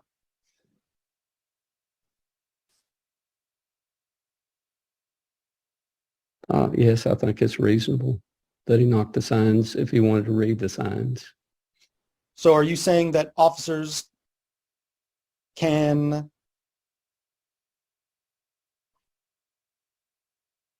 Do you think that Dial had the legal right to read the signs if there was no reasonable suspicion? Objection, Farm. Yeah, but there was reasonable suspicion. So you're asking a question and you answered it because there is reasonable suspicion. And again, reasonable suspicion was what gave Dial the legal right to hit those signs. Is that what you're saying? Objection, Farm. Reasonable suspicion gave him the right to be in that position, interviewing that individual to determine if a crime had been committed. Part of that was how offensive the signs were. And so you're saying that there's a range of offensiveness, and if the signs are very offensive, No, I you'd didn't. be arrested? Yeah, no, that's not it. No. Objection, Farm. Isn't that what you just said? That he had didn't you just say that he had the legal right to hit those signs so he could read them to determine how offensive they are? Objection, Farm. What I'm saying is he was there doing an investigation, and one of the points of the investigation was the complaints about the signs.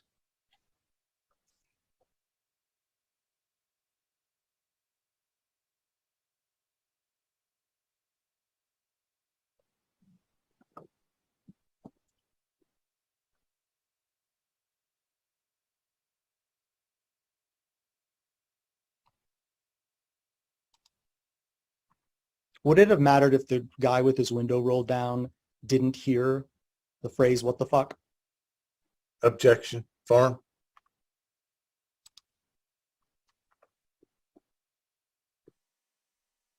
Not for the probable cause of an arrest. I don't think it would matter. But there again, we're talking about probable cause here and reasonable suspicion. And what an officer does at the street level is based on their best discretion. And so that's my answer to that. But officers have to act in compliance with the law, right? They do. And the law is determined by the courts, correct? Objection, Farm.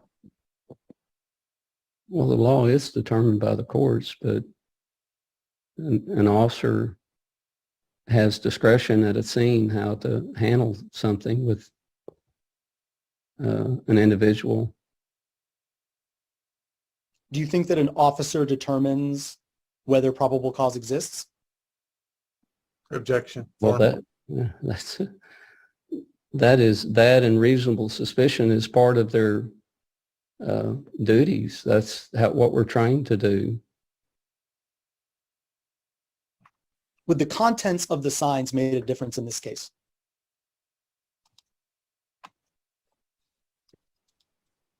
Quite possibly.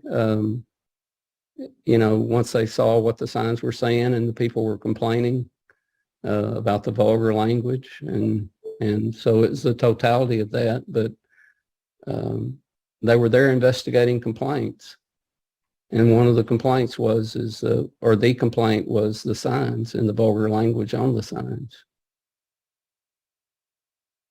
What if the signs had said "back the blue"?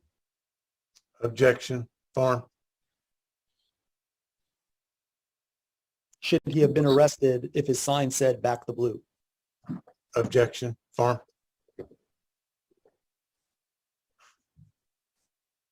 I wouldn't think so. What if a lot of people complained about it, that they were very upset? Then I think they should investigate. And if a lot of people complained about that, then he had reasonable suspicion to stop and talk to that individual about it. So when does the arrest become justified? Objection, Farm.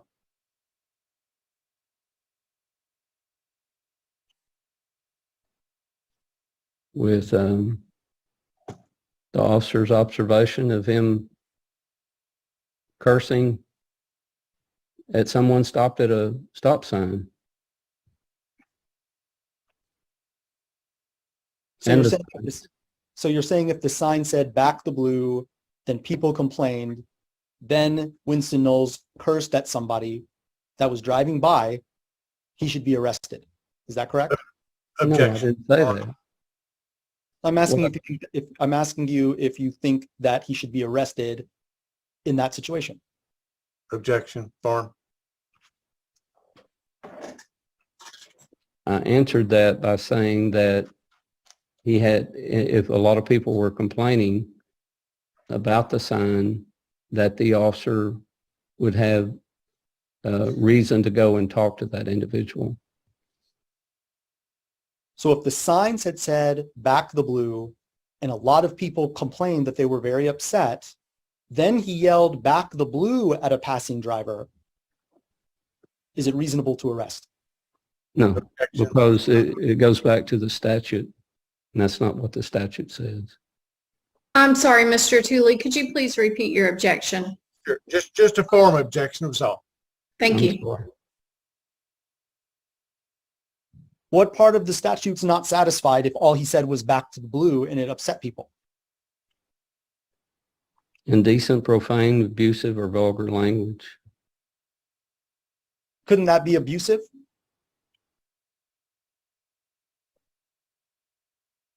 Not to my knowledge. So are you saying Not that in the examples of abusive language. who decides whether language is abusive according The to this? courts. The courts. When they go to court, not on the side of the road, when officers got someone detained.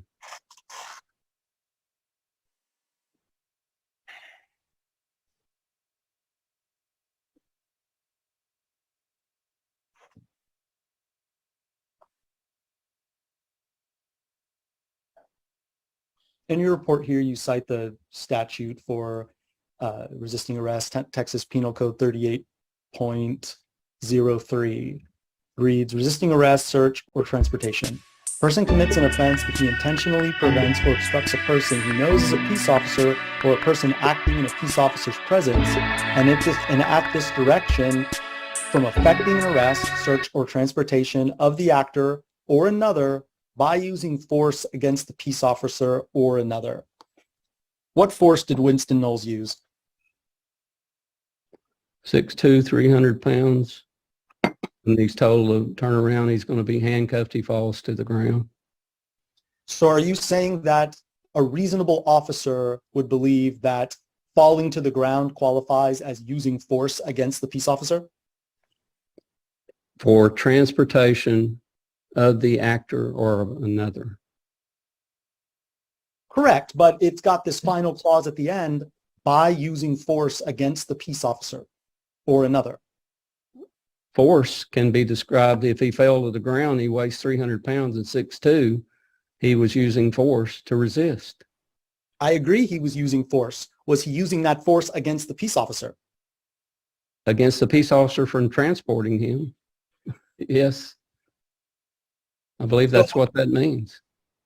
So you're saying that your understanding of this statute is that if you don't move at all and the peace officer wants to transport you, you have used force against that officer.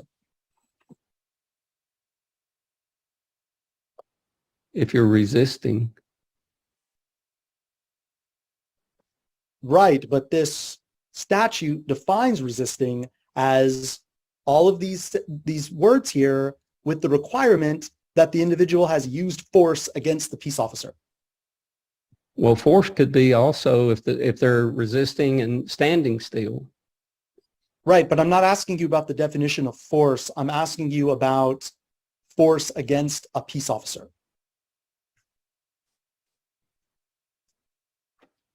Well, I'm understanding your question, but force to avoid transportation of that person is force. It is resisting.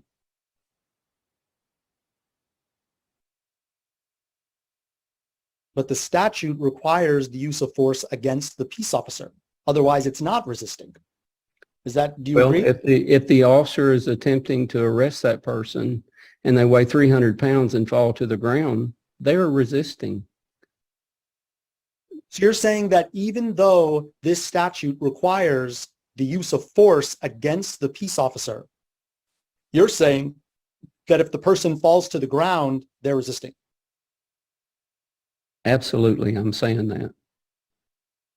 Does this clause, by using force against the peace officer, have any meaning to you? Does it have any? Yes, it does. It's a measure. Now, force doesn't mean hitting the officer. He's resisting by falling to the ground. and How did avoiding he use that transportation. force? How did Winston Knowles use his force against the peace officer? The officer was attempting to put handcuffs on him. He told him to turn around and put his handcuffs, and he fell to the ground, avoiding transportation. So he didn't And the comply. officer he didn't comply with the officer's order, and he fell to the ground and resisted. He could have fallen into a hole, and that would have been resisting.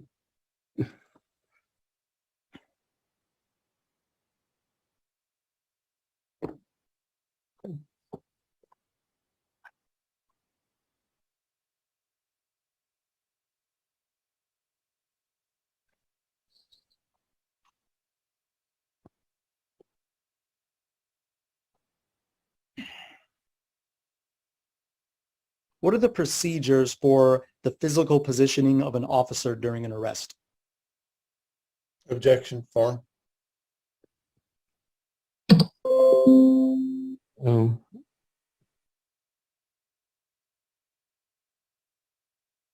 Well, there's a matter of how you position your body when you're talking to someone. If there's other officers involved, backing up an officer, the position where they're located to be able to see the individual and things like that. Are there any rules about moving an individual somewhere when you're making an arrest? Like a safe place to put them during the arrest? Well, there's policies, yes, that to protect the person being arrested. And most of the time there are policies for that. So would it be reasonable for an officer to position that suspect in a way that keeps everyone safer before an arrest? Objection, Farm. Well, that really gets into what's going on at the scene, but that's somewhat ambiguous. But yes, you want to have a place where you can arrest someone safely, but if they're in the middle of the street, you'd want to do your best to get them out of the middle of the street. Is it reasonable for an officer to try to move someone they intend to arrest away from other people to create a safe space? Yes, when there's other people, I would say possibly, but that gets into an officer's discretion and where they are in the arrest. They've made the decision to arrest. They usually handcuff the person and arrest them. Your report says that it's a common practice for law enforcement officers to be aware of their surroundings. Yes. And there's more in the sentence referring to positioning bodies and posture, Yeah. but I'm focusing just on this part right here, being aware of their surroundings. What does that mean to you? Well, just that take a look around and see where you are. Are there anyone else approaching you?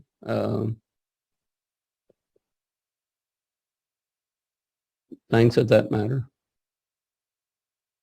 Okay, and does that involve knowing the nature of the objects in the immediate vicinity?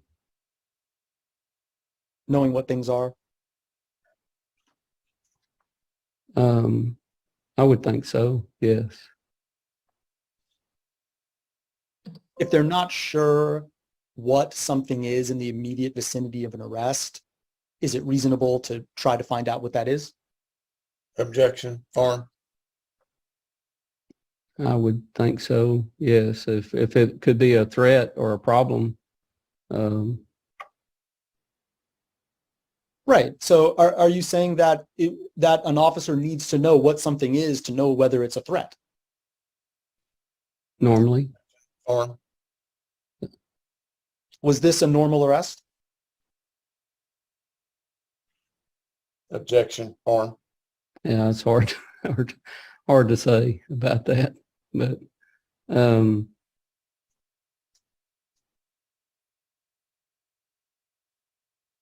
yes, I'm asking, in this arrest, was it reasonable to be aware of what was in the immediate vicinity of the arrest? objection, Farm, from what I could see and assess in the videos, it appeared to be an area behind where they were arresting that was wet and muddy, but had an individual beside the road, and you should be able to, if to control somebody without them running out into the road or things of that nature. Well, let's back up for a minute and talk about your factual understanding of this case. Could you tell me how you generated the facts? objection, Farm, Can I tell you how I generated the facts? Let me rephrase. My apologies. Let me rephrase. Can you tell me how you learned the facts of this case? By reviewing the documents that you're highlighting here, as well as watching the videos multiple times.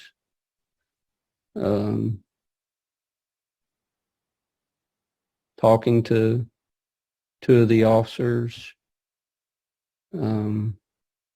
That's pretty much it. Did you ask Short why he moved the tripod? I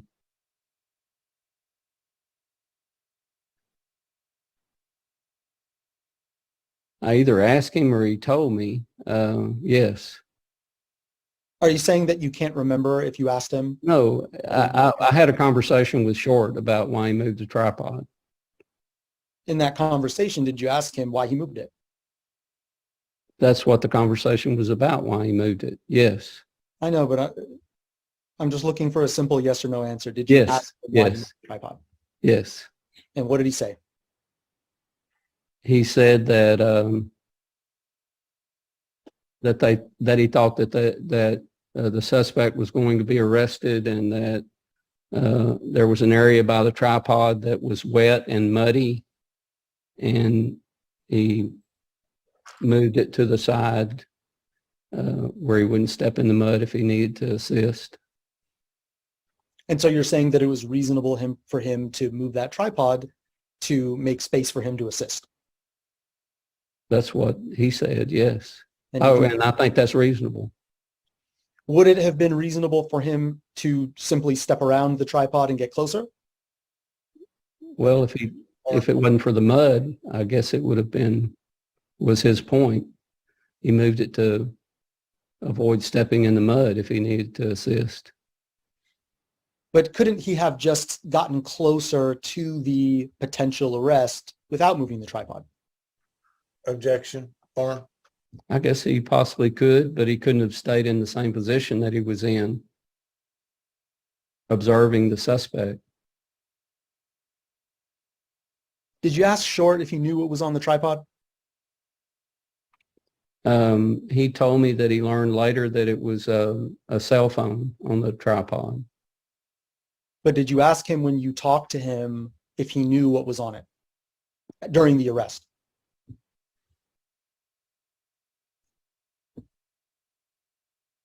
I believe he just told me that he thought that he saw it was a cell phone. He did, or that he moved it at the time. He didn't know it was a cell phone, but I'm trying to recall. He wasn't sure what the device, what it was, but he was just, I think he told me he thought it was a light on a tripod. Did he tell you why he thought that? A shop light. Oh, okay. Black. having some technical. Well, it was on top of a yellow stand, which is something you would see a light on like that, a yellow tripod. Do you think it was reasonable that he thought it might be a light? I don't know what, I don't know. But yeah, I would say if you're there and you're watching a person and you're there backing someone up, you're more focused on that than you are an object that's potentially in your way. Would you ever expect a person who wasn't shooting a video to have a light on them outside during the day? I don't know. I don't have any idea.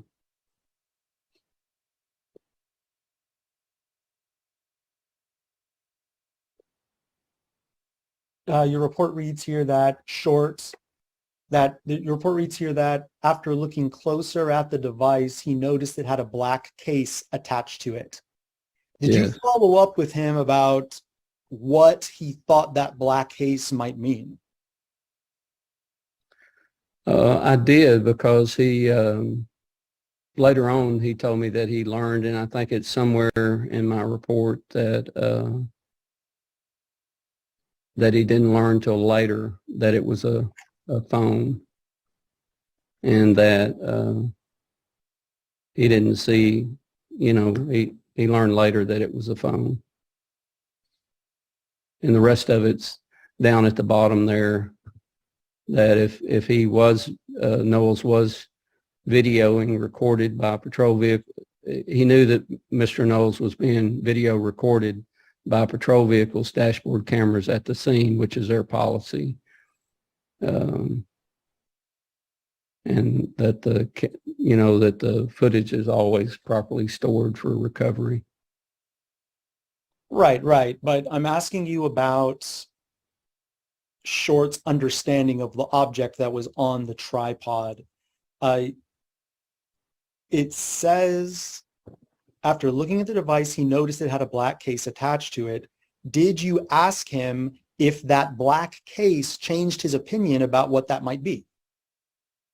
I didn't ask him that question. So are you saying that he told you that he noticed it had a black case attached to it, and you asked no follow-up questions about that? Is that right?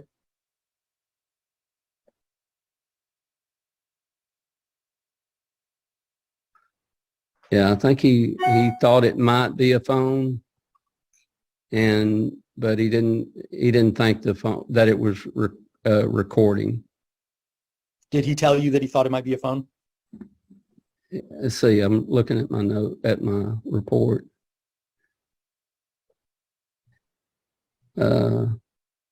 No, later on he said when I talked to him that it had been alleged that the device was a cell phone videoing location where Mr. Knowles was standing. Officer Short did not see any indication that the device was recording, but was aware that the contact with Mr. Knowles was being videoed and so forth. Do you think it was reasonable that Short didn't try to figure out what was on that tripod? Yeah, he's there backing up an officer and spending time on something that's remote. I think his attention should be on the officers and the suspect. But do you agree that cameras are often on tripods? I know they are from time to time, but it's not always what's on a tripod. But yeah. So you don't associate tripods with cameras, is that what you're saying? No. Not a yellow construction tripod. I don't. I'm not sure if the officer did, but that's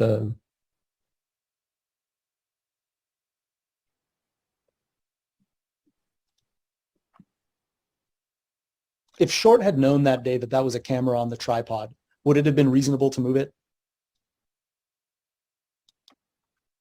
if it's getting his access to the suspect.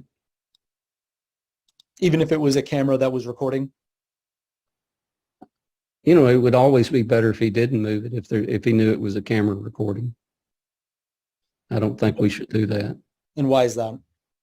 Well, because it's if they're recording something, they have a right to do that.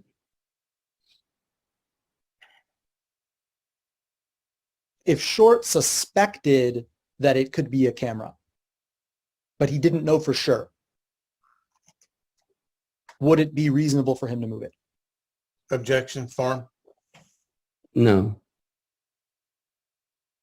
So are you saying that if he thought it might be a camera, it would be unreasonable to move? Yeah, I would think it would be better not to, yeah. But would it be unreasonable to move it? Objection, Farm. Not if it is impeding his view and progress toward backup. So if the camera is recording, but it's impeding his mission to back up the other officer, it's reasonable to move. Is that right? Objection, Farm. I'm just saying there could be some circumstances where it was reasonable to move it if he knew it was a camera, but that wasn't the case. It's hypothetical. But it could have also been reasonable to reposition himself without moving it, assuming that he keeps a similar position. Is that right? Objection, Farm.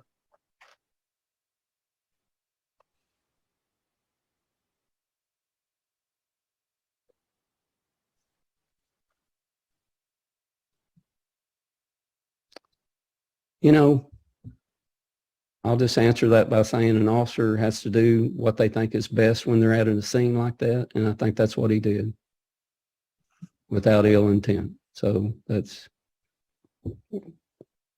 officer discretion. Who arrested Knowles that day? Well, clearly, Mr. Clark did.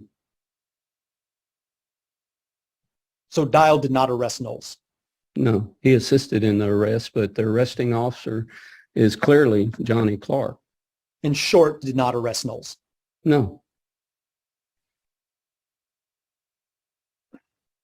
What establishes someone as the arresting officer? Mr. Clark was given the call, first to respond to the call,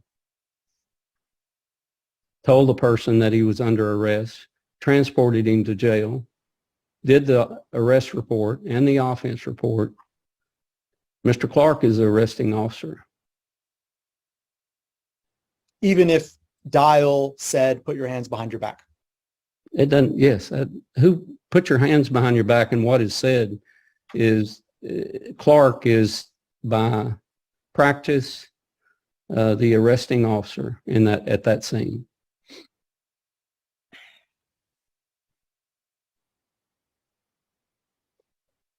Okay, I'd like one more quick break. We're almost done. Is that all right, Joe? Okay.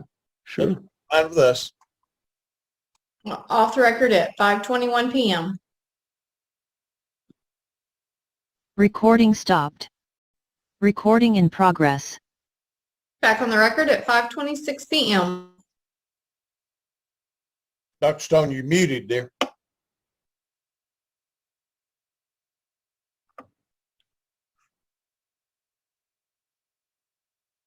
Dr. Stone, you got mute on. You might know that. I just wondered. I was trying. We're ready now. Didn't hit the button. Sure. I want to ask you about paragraph 5 here from your report. It reads, in conclusion, the evidence I've reviewed overwhelmingly supports that a reasonable, prudent, and well-trained officer in the shoes of Sergeant Dial and Officer Short would have taken the same or similar action to arrest the suspect based upon the facts known to them at the time.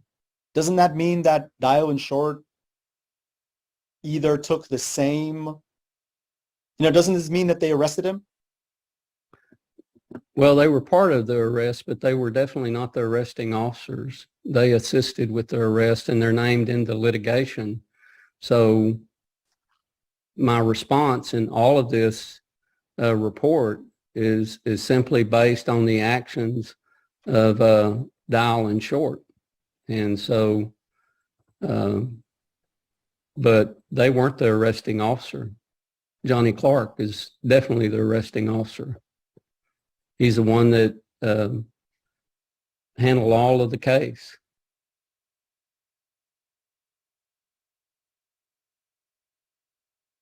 Okay. Are you planning to testify at trial in this case? Yes. Okay, I think that's it. We'll reserve our questions until trial. And Madam Court Reporter, if you want to send the original to me, I'll forward it to Dr. Stone. Okay, yes, sir, and we are going off the record at 5:28 p.m. Thank you. We're done. Recording stopped.